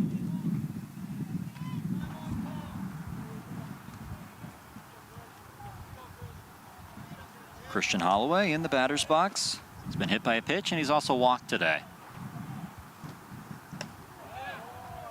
Takes a strike on the outside edge, 1-1. And it's a good spot right there. But it's kind of exactly what you have to look for if you're Trinity. And on the flip side, I think it's what Laverne has done a good job of taking advantage of. Pitches on the outside part of the plate that have played into their approach, and it's an approach that down 8 runs with less innings to go, you really have to take. Throw to first, not in time. Holloway beats it out to avoid the inning-ending twin killing, but still 1 down on that play. And that's the approach right there, sending it the opposite direction on these pitches on the outside part of the plate. It's a Trinity team that has a lot of pop in the bat, but you can't get 8 back at a time. You have to string things along, create some long innings, hang up a couple of crooked numbers. And it's the right thought right there from Christian Holloway. Unfortunately for him, it didn't find a hole in the infield. Fielded very well by Garcia over there at first base. Almost hooks up for the double play in the infield. First pitch is a strike 1 to Colt Harris. Harris 0 for 1. He struck out the last time he was up. He's also walked. Works with runners at the corners and 2 down. Trinity's first run, 90 feet away. Fans at that, and it's 0-2. Talked about the heater that Harris went on during the conference tournament, 7 of 8. Trying to continue that into this regional. Had 2 hits in game 1.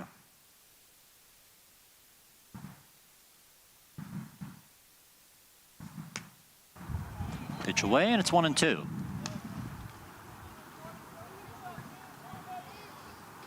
1-2 count, way ahead. Lindo using just more or less a waste pitch right there. Let's see if he can get Harris to chase that one. Not quite competitive enough, but still a lot to work with. Harris lines that to right, but it's right in the direction of Reese. The no-hitter remains. We're through 5 in San Antonio. 8-0 Laverne leads in Game 3.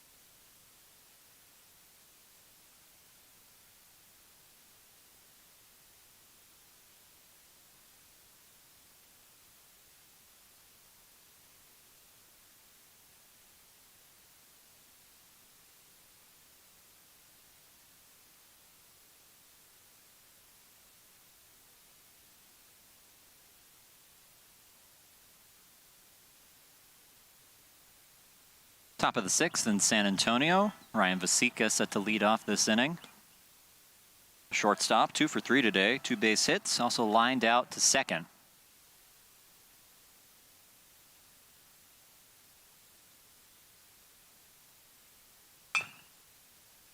Lined foul into the Laverne bullpen. Trajan Lee back on the mound for the Tigers. As he's doing the job that several pitchers on both sides have been asked to do, and that's just get outs where you can. Several high leverage arms that the Tigers have yet to use. Pitch fouled off to make it 1-2. Will Hellings and Jonathan Newman, 2 of the premier relievers in the conference, have yet to be used in this series, and with Jackson Tier available, you would expect if the Tigers fall in this game, it's going to be a gung-ho approach in Game 4 with all of those guys. Yeah, it's interesting the way that this thing is played out, where, again, we have Game 3 on our hands where it didn't start as an avalanche onpour, but the fact that Trinity just couldn't respond in this game and it remains 8-0, where they're probably just not going to be in a position to use those high leverage arms, as you mentioned. A liner to center falls in front of Peterson, and it's the 12th hit of the day for Laverne.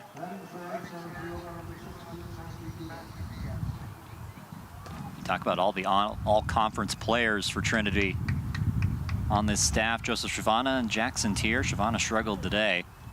You would assume that he's not going to be able to pitch again in this regional. Jackson Tier should be available tomorrow based on his short start in Game 1. And then you have the 2 relievers that haven't seen time yet. Jonathan Newman, who has an ERA below 1, and Will Hellings, who has a multitude of saves on the year and is traditionally the Tigers' closer. Through all 3 games of the SCAC tournament, they were all within reach at some point for one side or another. Yeah, and he's a high leverage arm. He has pretty impressive velo, a guy that stands about 6'4", probably 6'5". And considering that, it's surprising, frankly, that he is capable of throwing 3 consecutive days, but he showed that to us in that SCAC tournament. Runner goes, but the pitch is fouled off, so he'll go back. You know, and then another aspect of it is the fact that in a given game, considering the fact that he can turn around and ramp it up, I would imagine the fact that he's only going to have the opportunity to throw tomorrow, he's probably available for 3, maybe more than that even.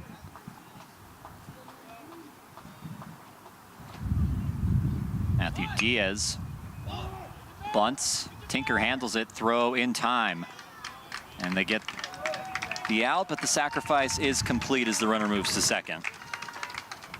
Yeah, in an 8-0 ball game, same conversation we had earlier, where you don't need to scratch across that one extra run. But Laverne speeding this thing up along, puts an out on the board. They're willing to do that because, again, they put a guy in scoring position. And on top of that, they challenge a defense that has struggled at times. I saw Kai Tinker try and make a play like that earlier, dropped a barehanded attempt. This one, a little bit more velo on it. He's able to use that glove, gets it on to first, no issue.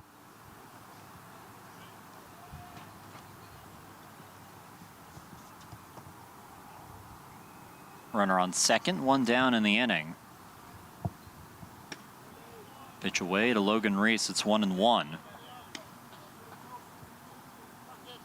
It's a very veteran lineup for the Trinity Tigers. Mentioned that a lot of seniors that were there for their College World Series run in 2022. And a lot of them that wanted one more SCAC championship. I got to talk to some of them before their senior weekend. Foul ball just by us. But during their senior weekend, they were telling me about the goals they had for the rest of the year, and most of them said the SCAC tournament. A lot of them said their favorite memory over the course of their career wasn't the College World Series, it was the SCAC tournament. Running through that in 3 games last year. Weren't able to get that SCAC title again this year. Lined up the middle and through. This should score another one. Vasika being waved around, and he's in safely. Make it 9-0 Laverne. And that was a hard hit ball. Peterson, who has great speed out in center field, charges in on this quickly. He gets to it. Even then, there was no shot at the plate. And third base coach down there for Laverne, staying very aggressive. They got a big lead. No reason to let off the gas pedal. Sika scores very, very easily right there. And there's that extra run we just talked about. So make it a 3-for-4 day for Justin Reese. He drives in the 9th run of the game. And Vasika also 3-for-4. He scores the 9th run of the game. Brings up Noah Garcia. We've talked about how he's the hottest bat in this Laverne lineup. And I think he might have some competition now with the output some of these other teammates are putting up. Yeah, I mean, game 1, there weren't a lot of bright spots for Laverne. Noah Garcia was great the duration of that one. But you're right. Everyone, for the most part, for this Laverne squad, has stepped up over the past 2 games in this doubleheader today. It's hard to pick out just one guy, but of course, Noah Garcia does continue to shine. Got to think all of this is being done without Matthew Diaz. He's been their best statistical player to this point. This is lofted foul into the Tigers bullpen. Diaz came in hitting over 400, tied for the team lead in RBI, led them in batting average. He's 0 for 3 today with a sacrifice bunt.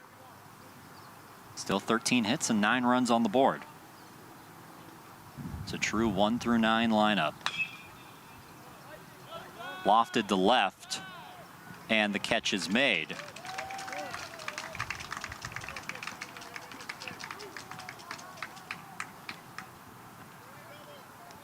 One of the simpler outs off the bat of Noah Garcia right there. Skies that one to left field, but even then, continued to fade away from Caleb Woodward out there. Didn't make it too easy for him. Had a ways to range, but he does haul in the second out here in the frame. Matt Rice, the catcher, up for the 4th time today. He's 1 for 2, hit by a pitch the last time he was up. He's also singled and struck out in this game. Now ahead 0-1. Excuse me, 1-0.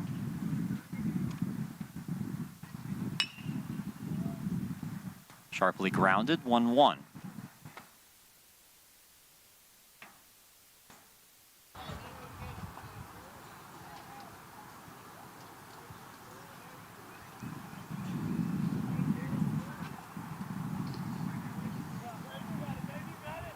Runner on first, 2 down in the inning. Grounded past the dive of Tinker off the glove, and no play for Baker off the ricochet. Made Tinker, or we saw Tinker make a play like this earlier in this ball game. Unfortunately for him, It came in foul territory. Snow coned a baseball as he dove the opposite direction. This time, that glove really on the backside of his body lets this one get deep. Harder play and harder ball to see, and fortunately for him, he just can't quite bring it in. They'll take Trajan Lee out of this game as there's another pitching change in San Antonio. 9-0 Laverne leads in a pivotal Game 3.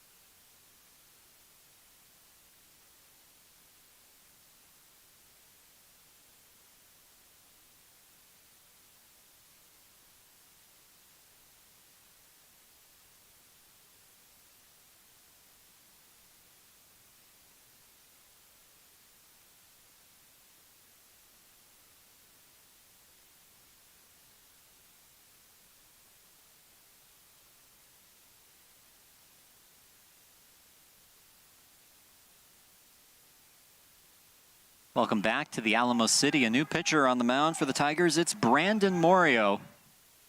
Pitcher we've already seen pitch in Game 2, Game 1 of this doubleheader. First pitch from Morio is high to Givens, who's 1 for 2 in this game. Had a double the last time he was up. He's also walked.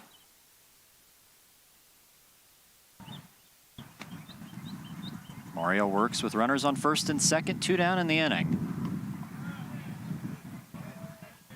Pitch misses, 2-0. Well, Luke, I've already used my Brandon Morio anecdotes. I mean, this is Trinity coaching staff showing no issue in really burning through some arms. Bokey for a second time in this game number 3.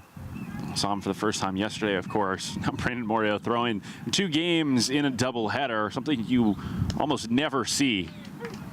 Just needs 1 out right here, and now he has 2 strikes. He's 1 away from getting it. 2-2 count with 2 outs and 2 runners on. Spikes that one, and Lazara able to get around Givens and get to that baseball in time. Lazara's had a lot of obstacles to navigate. It's been a day of that. He had the tag in the last game. Bounce off the backstop, had to go around the home plate umpire to get that.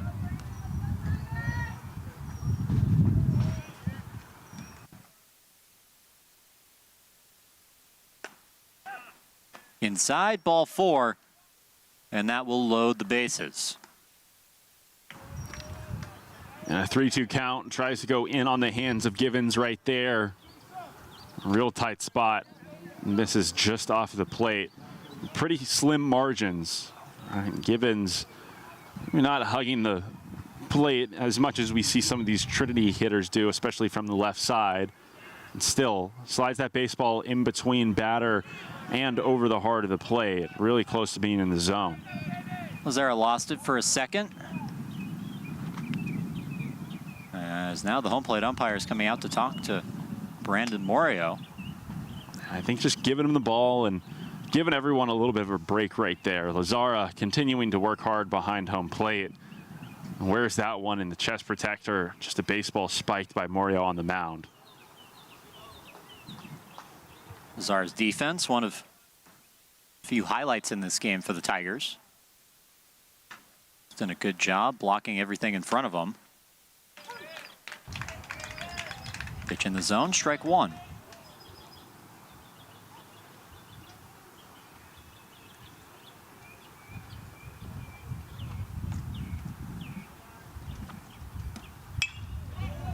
Lined to right, and the catch is made by Milligan. That ends the inning. Laverne leaves them loaded, but scratches one more run to make it 9-0. They're out hitting the Tigers 14-0.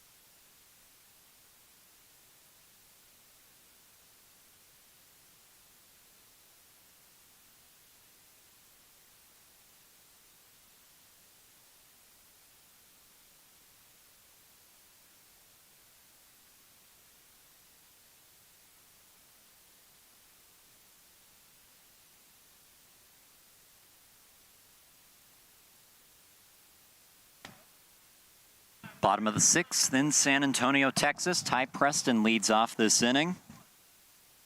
Ethan Galindo still on the mound for Laverne with a 9-run cushion. First pitch, inside edge, strike one. Yeah, and things are pretty comfortable for Laverne right now. 9-0 ball game, and a day that across 2 games they have just dominated. It has been their day for sure. When I got to the ballpark, there were different California-themed songs playing on the speakers. Of course, the team from California. In fact, almost their entire roster is from California. I think only 3 players that I saw or I remember were not from that great state out west. One from Japan, one from Hawaii.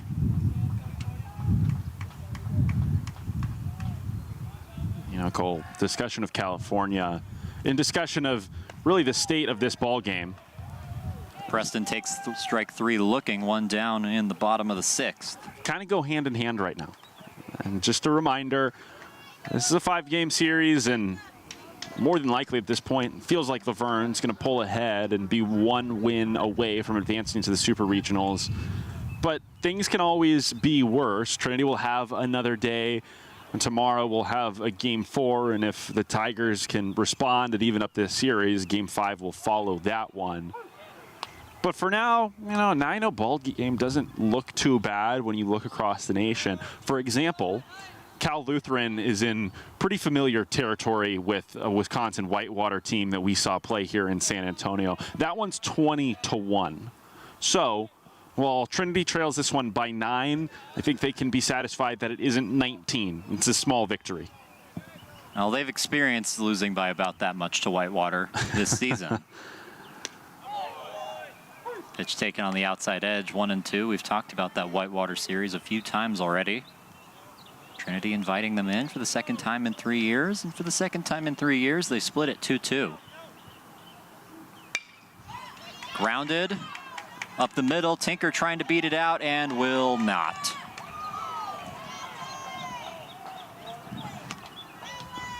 It's a really nice play all the way around. It helps out when you have Garcia over there at first. Big frame, can stretch and go get it from just about anywhere. Largely things have been on his body over the last 2 days. I think at worst he's maybe had to stretch out above them, as is the case right there. But it makes the job easy on the middle infielders who took a while to get to that one. It was a ball hit and placed really well back up the middle. But even then, Sika, ranging behind second base, is able to get it in time over to Garcia at first. Impressive out number 2. Peterson takes ball 1 low. Bottom of the 6th, 1 down, or 2 down in the inning, a 1-0 count. Fouled off. Trinity still looking for their first hit of the game. I'm trying to think back to when the last time they've gone this late in the game without a hit was. I don't think it's any time that we've called the game. Maybe on the road sometime. Pitch away, 2-1. Like I mentioned earlier, plenty of traffic. That hasn't been the issue. They've had the bases loaded 2 different times, left them all stranded. 7 hit by pitch, 2 walks.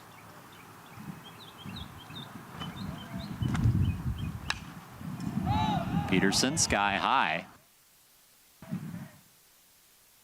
And the catch made to end the inning. 1-2-3 go the Tigers. We head to the top of the 7th in San Antonio. It's 9-0 Laverne. Everything going their way.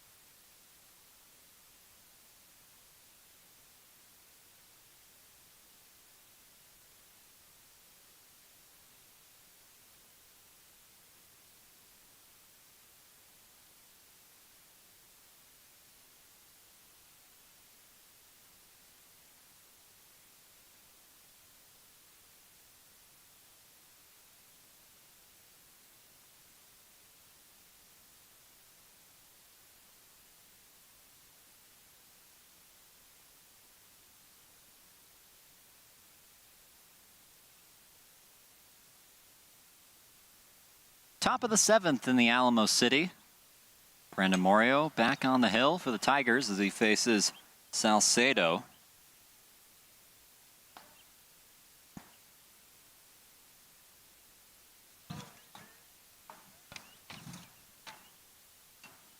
Anthony Salcedo, 1 for 3 in today's game. Has a base hit. He's also reached on an error. Ground ball to third. Quickly 1 down. Nice play by Tinker over there. Has to venture towards the line, back pick this one, and then just flip his body around. Tougher play than it looks at home. A real nice strike to finish it all off. Hits Christian Holloway right in the chest. Benny Vogel now up. He got the party started for Laverne in the first inning. A leadoff home run to make it 1-0 quickly, and things haven't slowed down since then.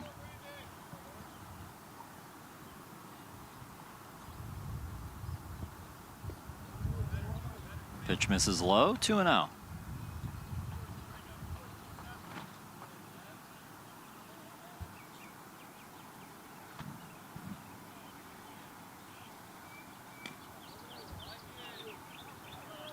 Just misses a 3-0 count. Luke, I'm going to look up the current temperature. I want to see if you have guesses. Well, last time I had my phone open, I think I saw in the weather app it was about 94. Right now, I'm not entirely sure. It is 97 degrees out. And 94 over here. Some discrepancies. I think 97 might be a closer shot of what we're feeling on this rooftop. I was going to say the opposite. I don't feel like it's 97. I would imagine it being, maybe that's just me being from Las Vegas and being used to having 105 degrees, but yeah, there's different I'm types not of saying heat I'm for comfortable. sure. Yeah, I mean, I think the biggest aspect of today is it is certainly stretched on. I haven't experienced very many double headers here in San Antonio. I know this coaching staff likes to avoid them where possible, keep things to one game a day if possible. The NCAA coming in, and they set these schedules. It's their designation, setting us up for these double headers. Mario allows a 1-out walk. Now faces the shortstop. Vasica, 3 for 4 today. 3 singles. Ground ball could be 2, and it gets through. Right between Colt Harris and Jack Baker behind second base. Neither of them come up with it. And there's runners at the corners with 1 down. And this is a really, really tough spot. There's an H flashing on the board right now. And this guy, or this ball, I should say, splits these guys pretty much perfectly. And I think that the thing that really, throws a wrench in this, if anything, from our vantage point, it looked like that baseball was on the first base side of the bag at second. And with that being the case, you would imagine it's probably Colt Harris's ball. But in an attempt to try and turn 2, I think Jack Baker has the better opportunity to field that, step on the bag, and flow through to first. But again, with the placement of it, probably Colt Harris's ball to get. It's just an awkward play all around. Ground ball, they'll get another chance at it, and Harris will just take the 1. Another run scores for Laverne. It's 10-0. And again, a job gets fulfilled right there. Ball put in play to the right side. The runner from third scores easily. Not something they necessarily need in what is now a 10-0 ball game. But it's a team that has realistically executed for, 7 innings offensively in this one so far. In game 1 today, probably 8 innings of offensive execution. 8.5 full innings of execution. They've been great defensively all weekend. The one frame where maybe they leave something to be desired was the bottom of the first yesterday where Trinity put up that 9 spot, right? Outside of that, they've garnered enough run support to overcome pretty much all else. That was a little bit too big of a hole that they dug. Now they've scored at least 9 runs in every single game this series. Just 9 was not enough to beat the 18 that Trinity had in game 1. Logan Reese up to the plate. Ground ball through the hole, and this should plate another. Rounding third is Vasica. He's in easily. 11-0 Leos. Yeah, and a big hole over there on the left side of the infield. Tinker playing fairly straight up, but that puts him closer to the line at third base. Baker playing deep in the hole. That one felt like it was a 50-50 ball right in between the two guys right there. No shot to get to it. Woodward's been playing fairly deep in left field, even if he charged that hard. It's been aggressive base running for Laverne. I've been sending guys all day long, and it continued. Reese with the base hit, his 3rd consecutive. This one hit deep to right field, but not deep enough. Milligan is under it, and that ends the inning.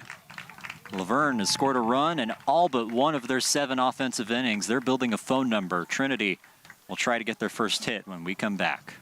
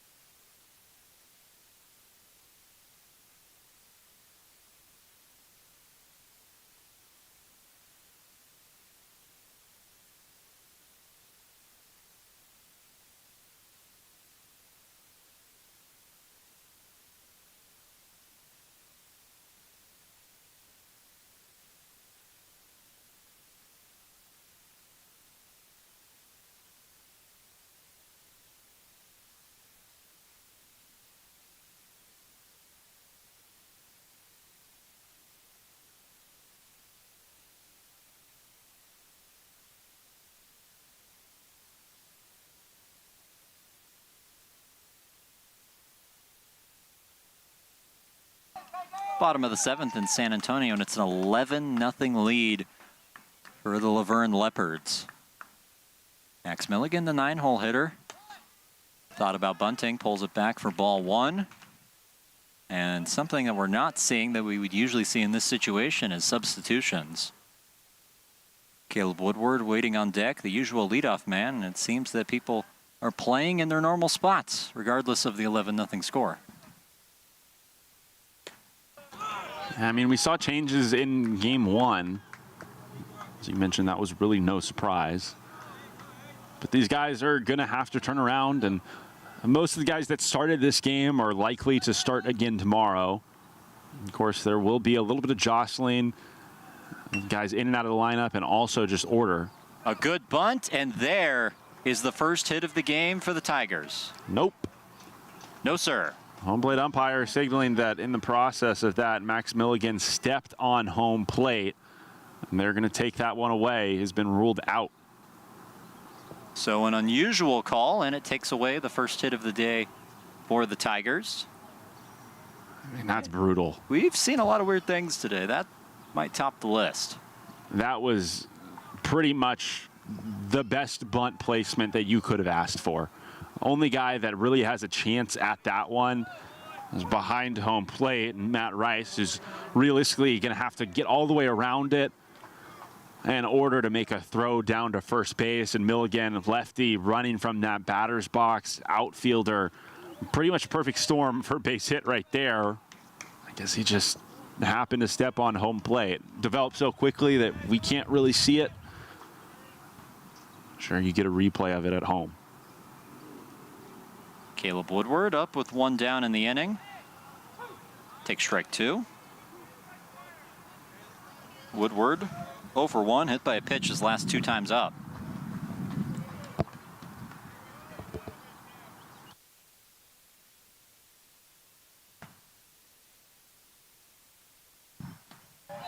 That's strike 3 on the outside edge. Woodward goes down looking, 2 down in the inning. And that's now a handful of strikeouts in this game. These Tigers have been caught looking. I think there's a little bit of discrepancy that's existed with the home plate umpire zone over the course of the day, but where that one finished, I feel like we've gotten pretty consistently down and away, especially these left-handed hitters. Maybe has been expanded, but it's been there more often than not. Brings up Jack Baker. Baker also hit by a pitch in his last at-bat. He's 0 for 2 today, lined out to right and struck out looking.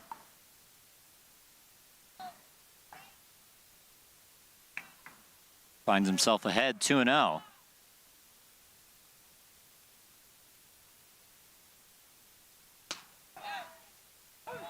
Two and 1.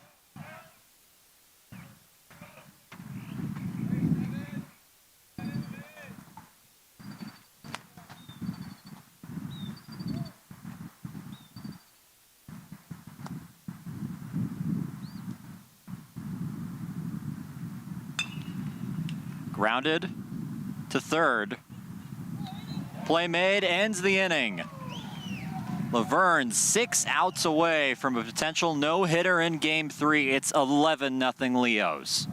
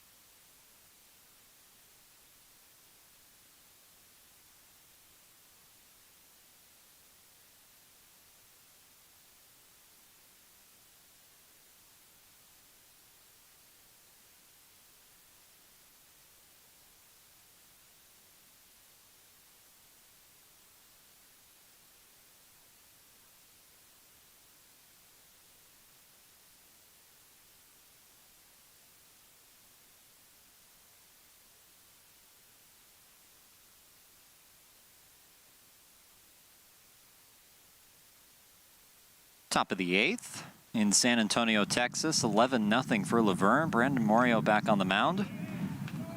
First pitch is a foul tip into Lazara's glove. Strike one.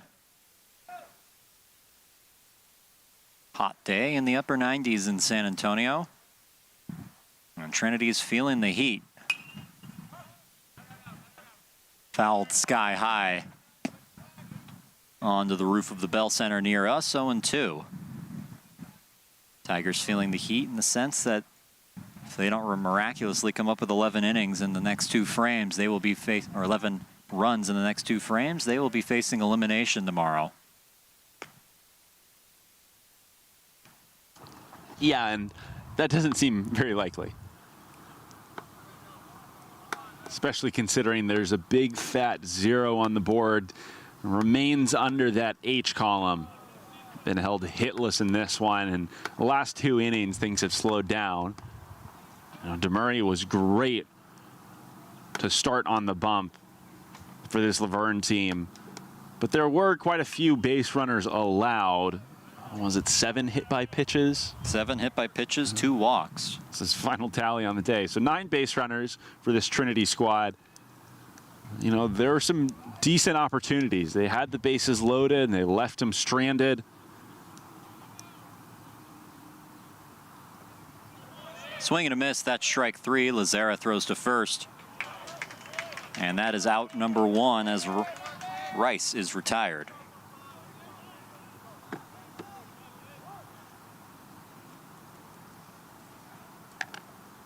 Well, we've talked about it a little bit already. Trinity, 3 of their best pitchers, 3 all-conference pitchers, all available for tomorrow in Game 4 and then Game 5 if needed.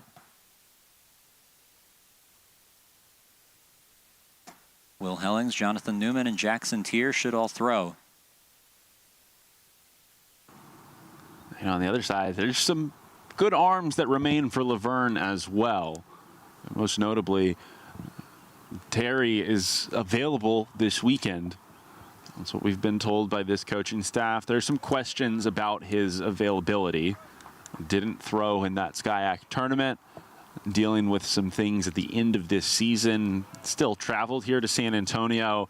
It's just that type of guy where, you know, you probably want him, whether it's at 50, 60, 70%, over a lot of other guys in the country. And senior veteran, opportunity to maybe seal things for this Laverne squad tomorrow. I don't think you think twice about that. Malachi Francois in as a pinch hitter, the junior from Pasadena, California.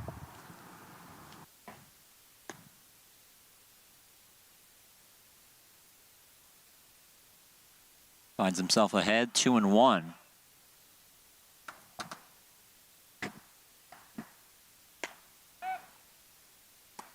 Didn't go, 3-1. But to your point, Luke, that's the benefit about having blowouts on all of these 3 games. The only thing for Trinity is they've lost 2 of them. 1-out walk issued by Brandon Morio as Francois heads to first.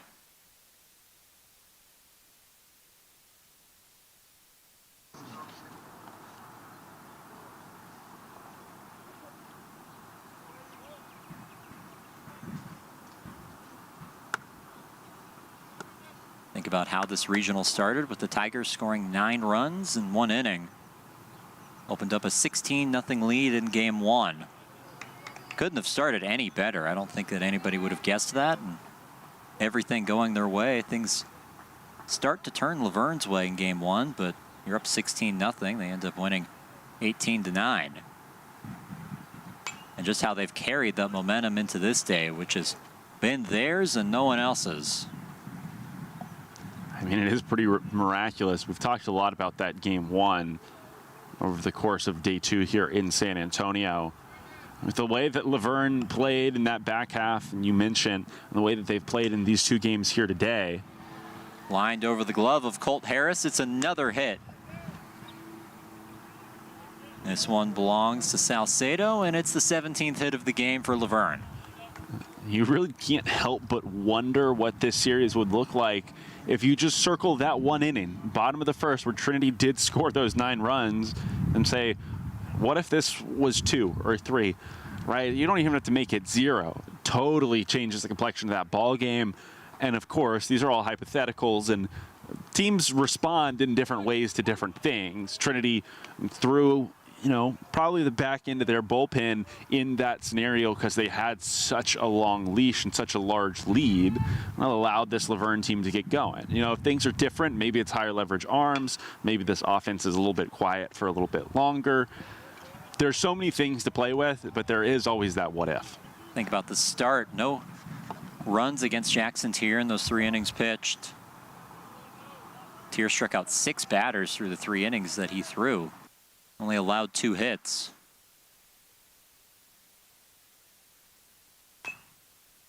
Grounded foul. It's still 0-2. And I don't think it was a controversial decision to take out Tier after 3 innings by any means, up 16-0. Now they get to throw him again in Game 4. But the flip side of that is it did seem to get Laverne going a little bit offensively. Fouled back near us. And still 0-2. Of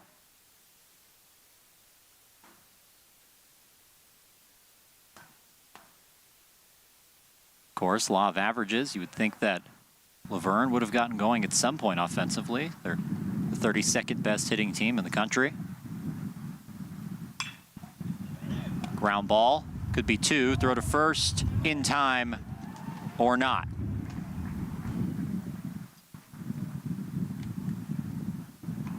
Yeah, I mean, a bang-bang play down there at first. We've seen this Laverne team run real hard all weekend. They certainly have a lot of speed on the base paths. Feel like usually, well, they say tie goes to the runner. It almost feels like the opposite true, and umpires on the field tend to call that out at first more often than not. Called strike. And we saw a play similar to that earlier today. Laverne electing not to challenge that, and Trinity taking the same course, probably because it's an 11-0 game. And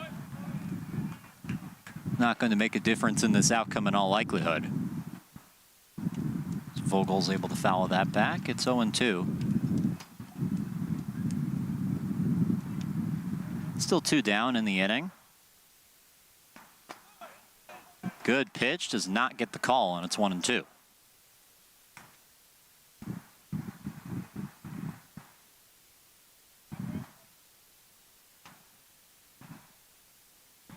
Runner goes, pitch skips into the turf, and that will not be an issue to take second base.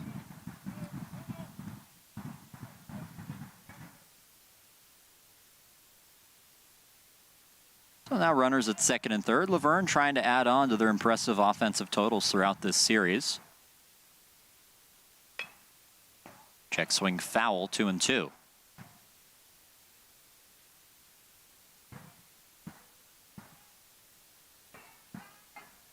I think what you got to wonder at this point, if you're Trinity or one of their fans, is how are you going to bounce back? You were expecting somewhat of a bounce back in this game after what happened in Game 2, I would assume. Grounded to third, but no play made. A run scores. And it's 12-0. That should be an error. Yeah, it looked like Tinker had plenty of time on this one. He got there. He just didn't quite pick it up. I think there's some frustration coming out of the graduate senior. The last half inning, these guys went back into the dugout. Some frustrations, certainly. There was a couple of players gave out, I don't know, some screams, some yells, however you want to coin it. No real conflict, but yeah, they're not happy with the way this game is going, and I think it probably holds true for Kai Tinker, maybe above and beyond anyone else. A lot of veterans here on this squad, but very few have been around as long as he has. Mario finds the zone for strike 1. Talking to a lot of these seniors during senior weekend, they talked about wanting to lead the way as the class of seniors this year. Being sophomores during that College World Series run, they were guided by the likes of MJ Metz and Brian Schaub. Really potent and impactful players that led the way to that World Series, and they wanted to be those guys this year, but they're going to have to win these next 2 games if they want to do that. And it's certainly still within the realm of possibility. We talked about it very extensively, more so yesterday, that the belief in this series was that we were not going to just see 3 games, and of course the game 1 win by Laverne that automatically stretched it to 4. One team was going to pull ahead 2-1, but even then, while Laverne has looked really solid in the last, I don't know, 18, 19, 20, maybe even more innings of baseball, you know what this Trinity team is clearly capable of. You know what each of these teams are clearly capable of given their rankings and what they've done this season and just the pedigree of these programs. It stretches far beyond what they've done in 2024. For that reason, you know, Trinity's capable of winning not 1 but 2 games tomorrow. And, you know, on the flip side, Laverne could finish things up. But we could see 2 more baseball games tomorrow is really the long-winded point I'm trying to make. Diaz fouls that off. He has yet to record a hit in this game, but he probably deserves one. Been a player that's done his job throughout the day, getting ground outs where you need him to bring in runs. Now works with the bases loaded in the 12-0 game.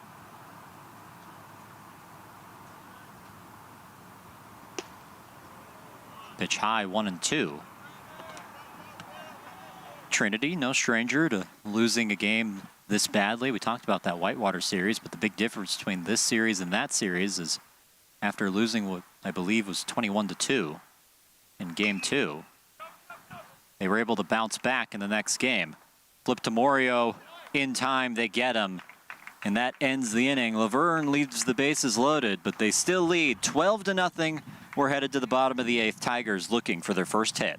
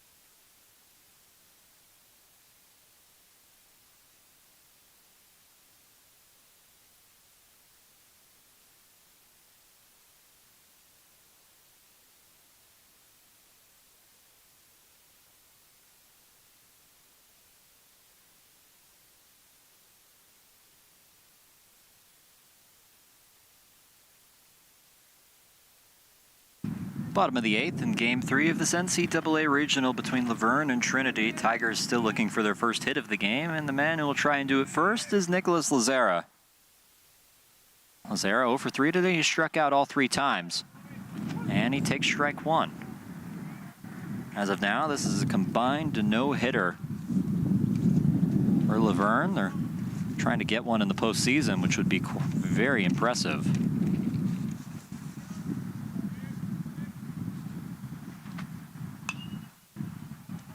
Popped up, but no play as it lands on the roof of the Bell Center.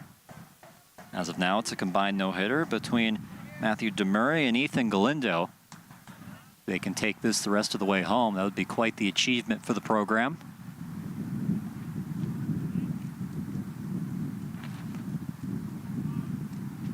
Oh-2 pitch. Ground ball up the middle and through. There it is. Hit number 1 No hitter, no more. Lazara aboard, and it's a base runner for the Tigers. And a little bit of a noisemaker. Feels warranted. A celebratory first hit right there. No, Seth Asbury's all over that one. Feel like that's a big no-go at these NCAA tournament games. And of course, TUPD is on the move very quickly, all over it here in San Antonio, Texas. Swift, like a tiger. Like a tiger. They're pouncing. And Lazaro will be taken out of this game. It'll be Jarrett Phillips going into it to pinch run. Seen him pinch run in different capacities throughout the year. Of course, Trinity was dealing with several outfield injuries throughout the season, so they actually needed Jarrett Phillips to serve as a reserve outfielder for him. I believe he was the 4th or 5th one remaining on the roster. So they had pitcher Kyle Russo run at certain points this year. Did a good job. No stolen bases, but wasn't caught off the base or anything like that. Holloway fouls this one back. It's 0-1. You know, I remember the first time that was the case. Both of us just sitting up here, looking at it, trying to figure out what was going on, saying that's Kyle Russo's number, but there's no way, it's just not even a remote possibility that's Kyle Russo. Why would you run a pinch runner or run a pitcher as a pinch runner, I should say? Holloway flies out to right. One down in the inning. Well, I remember it was so inconceivable to me that two things that made sense got overridden in my brain. One, I had been at a practice earlier that week where I saw it happen. I saw him pinch run. Two, I saw his face very clearly on the broadcast, but my brain was like, no, there's no way it's a pitcher. So even though I saw his face, he was wearing his jersey, I said to myself, no, that doesn't even look like him.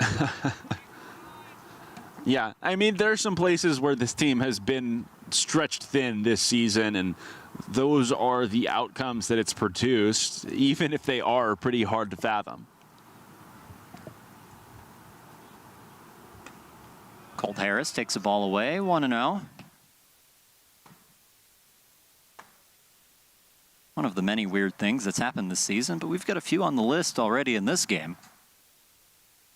About somebody stepping on home plate when they get a bunt. Would have been an easy bunt single for Max Milligan. Steps on home, called out. Got earlier this season, Matthias Riding being interfered with. Bluffs the throw because there's no chance that he's getting the person stealing second, but then it slips out of his hand, therefore it's a throw, and it is interference, and that being the final out of the ball game. Yeah, that was a fun one. Of course, there's the classic wild pitch ricochet off this brick backstop. We've already seen it twice in this series. Yeah, but is that weird anymore? Yeah, you're right. It is kind of becoming a normal occurrence. Twice in this series and at least 2 other times over the course of the season. I think we first saw it in a neutral game between DeSales and Southwestern playing on this field. DeSales had a runner on third, bring him in, and obviously the ricochet happens, the return to sender, if you will, from backstop to catcher.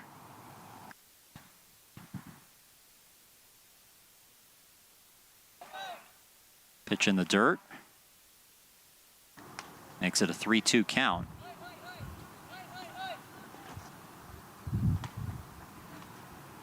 So some weird things have happened. A few of them in this game.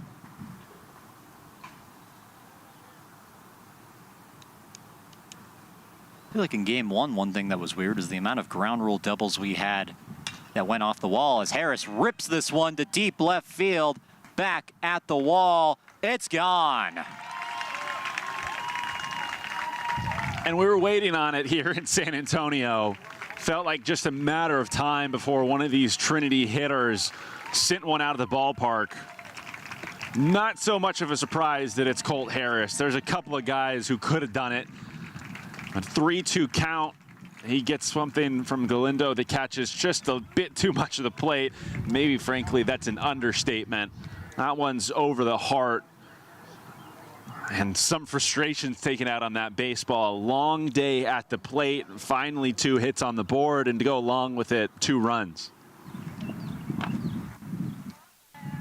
So Harris gets all of that baseball deposited in what I assume is the sidewalk outside of that left field wall. It brings up Ty Preston now in a 17, or I should say a 12-2 ball game. They're getting out hit 17-2.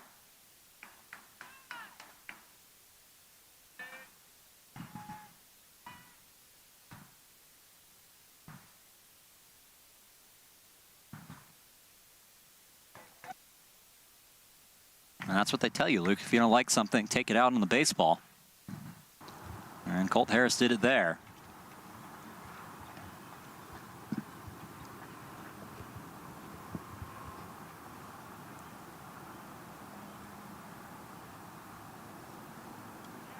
Preston waves at that, and it's 1-2.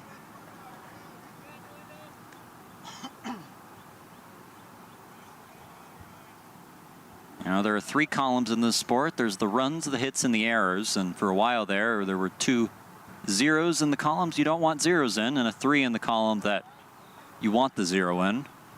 It's been the story of this game for Trinity, but able to put 2s in the other 2 columns. Grounder the second, throw to first in time, and 2 sent down after the home run. Yeah, and what was already a very slim chance in this ball game dwindles with every out. I think the ball off the bat of Colt Harris gives you something to smile about, but just very briefly.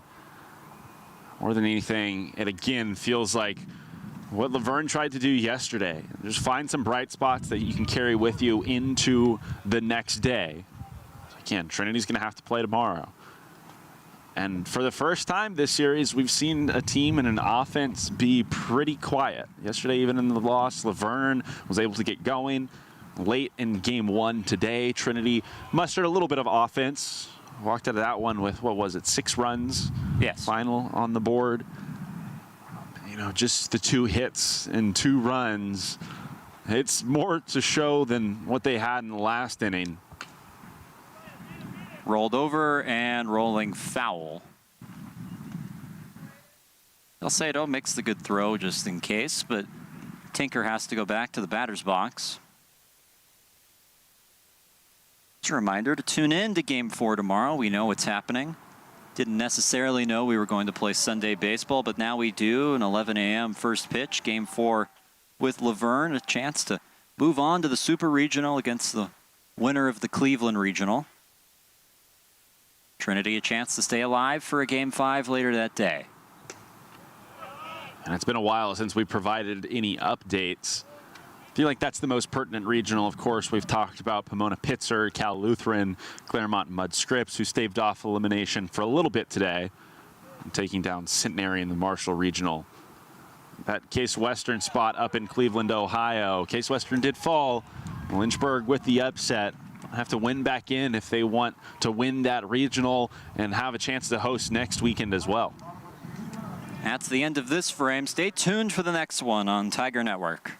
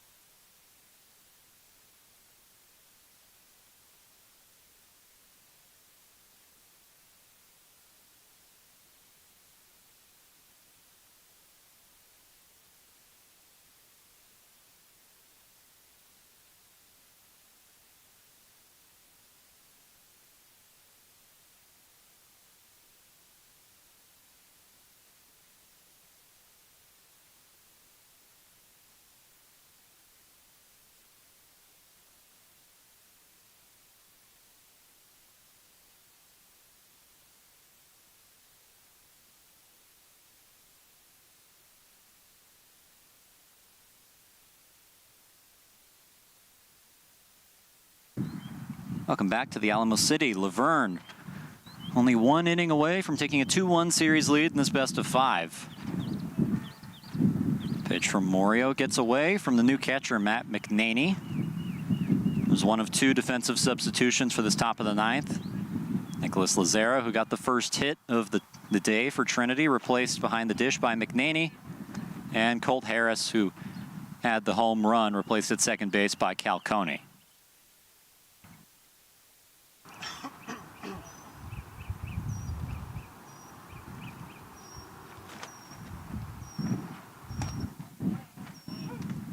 Mario fires a strike to the cleanup hitter, Reese. Count is currently 1-2. Grounded. Baker at short. Throws to first in time. And there's 1 down in the inning. Yeah, and it's a nice play by Baker. He has to range to get there, and when he gloves it, he's in an awkward position, but he knows he has to get rid of it quickly. So from that spot, makes a little bit of a jump throw right there. Strike over to Christian Holloway. Nice defensive play by Baker at short. He's been really good all weekend. Brings up the first baseman, Noah Garcia. Quiet today for his standards. No extra base hits to speak of. Grounded to short. Baker in time. 2 down. Nothing else. A good opportunity to lower the ERA for Brandon Morio. Didn't get many opportunities to pitch this year. Struggled when he came in. An ERA over 29 coming into today. That's been lowered significantly due to the outs he's recorded. Yeah, I think less than 5 innings that he had recorded coming into this postseason. It's a coaching staff that all over the place kind of jostles and jockeys and likes to try a lot of different things, and pretty much everyone is going to have their number called at some point in a season. Unfortunately for him, there were some struggles, and it came against some pretty tough opponents. Remember, he was in there for some conference matchups. I want to say we saw him against Southwestern. I'm pretty sure that that was the case. Whatever the case may be, I know it was in some tougher situations. No just give me games, some real meaningful innings. Another hit for Verne, make it 18 on the day. This one belongs to Nolan Anguiano. He'll wait at first base, still 2 down in the inning.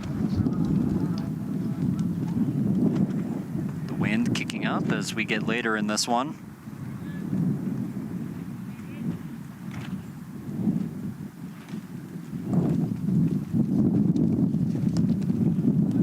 Strike 1.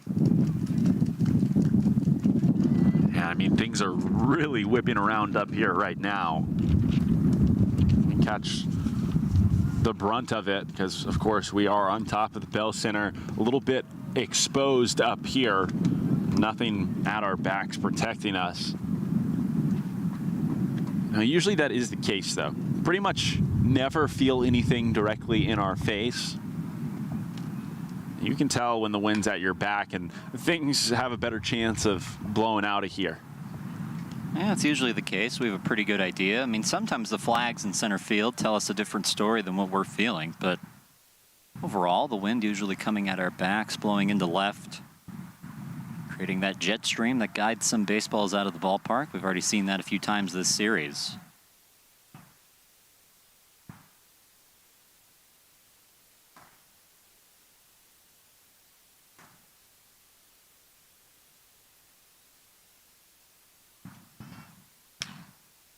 Line to center, Peterson makes the catch, and that ends the inning.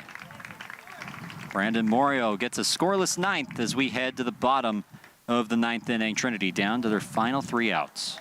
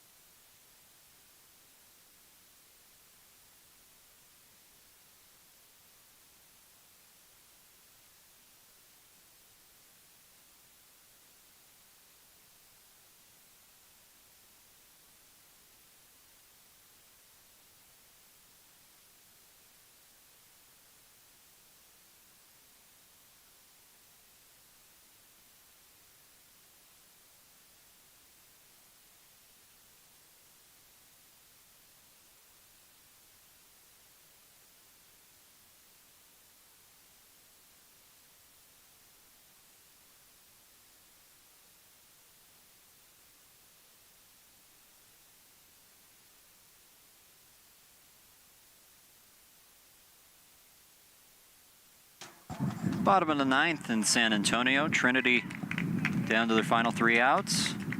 And Brett Jones will get the first crack at trying to extend this game. Senior from Boulder, Colorado. Takes strike 1.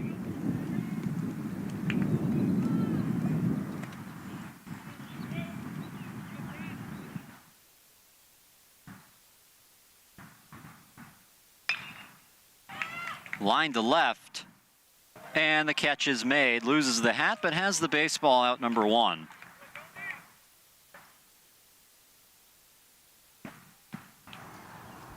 And the story continues, Cole. Another barrel off one of these Trinity bats right at a Leopard in the outfield. I feel like it's happened a lot today. On the other side, it happened a lot for Verne in the game yesterday. Such big leads, both of these teams certainly willing to pitch to contact. Of course, you want to avoid really hard hit barreled baseballs, but realistically it's worked out for both of these sides. A lot of balls that unfortunately for the offenses have been hit right at guys in the field. Milligan takes a pitch away. It's 1-1. I'd like to take this opportunity to thank everybody who came back for the summer to help out with this regional broadcast. Swing and a miss from Milligan. It's 1-2. Of course, Reed Rosales lives up in DFW. He came back down to help out. He's been a big help with research and then also calling games when needed. Got Ariel up here hanging out with us.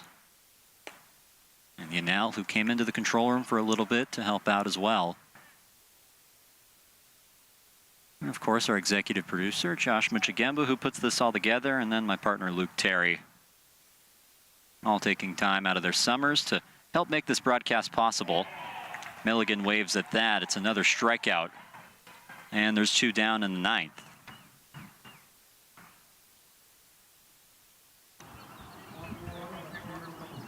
Colin, as we wrap this thing up, just one more out needed for the University of Verne.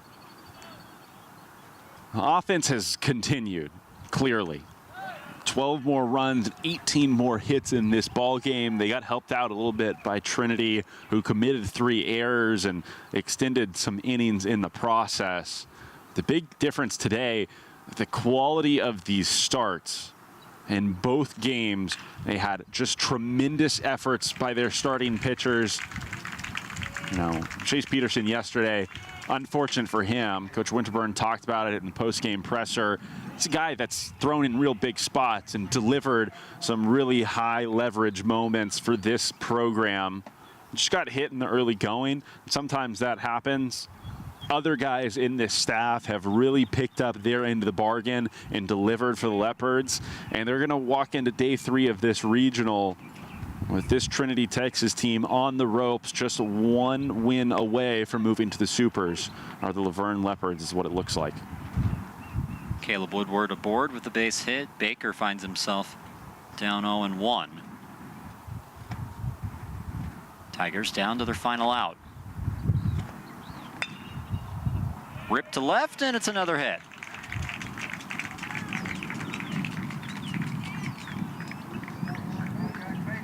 So Jack Baker aboard. It's the 4th hit of the day for the Tigers.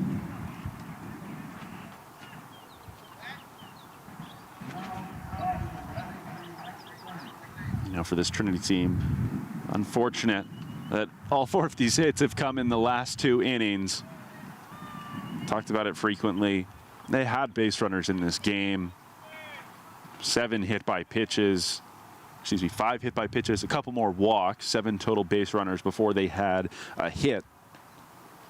They just couldn't mix any hits into that sequence or that portion of the ball game to scratch some runs and keep this lead for Verne honest.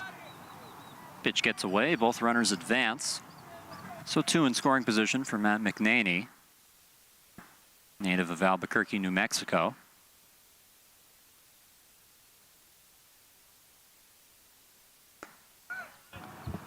Takes a strike to make it 1-1. McNaney, one of the few members of this senior class who's coming back for a 5th year.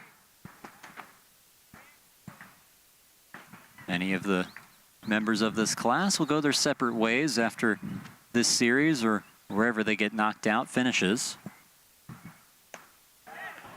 Thought about it, but takes a called strike 1 and 2.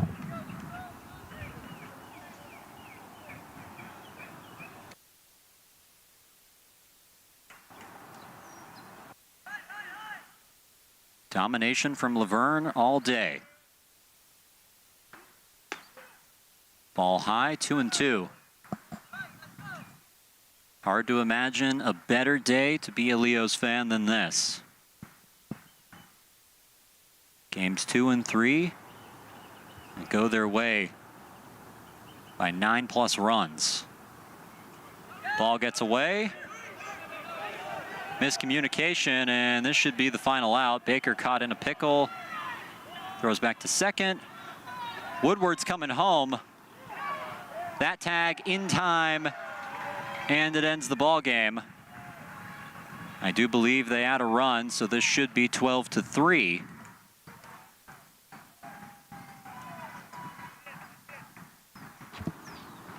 Yeah, and looks like that's the signal from the home plate umpire.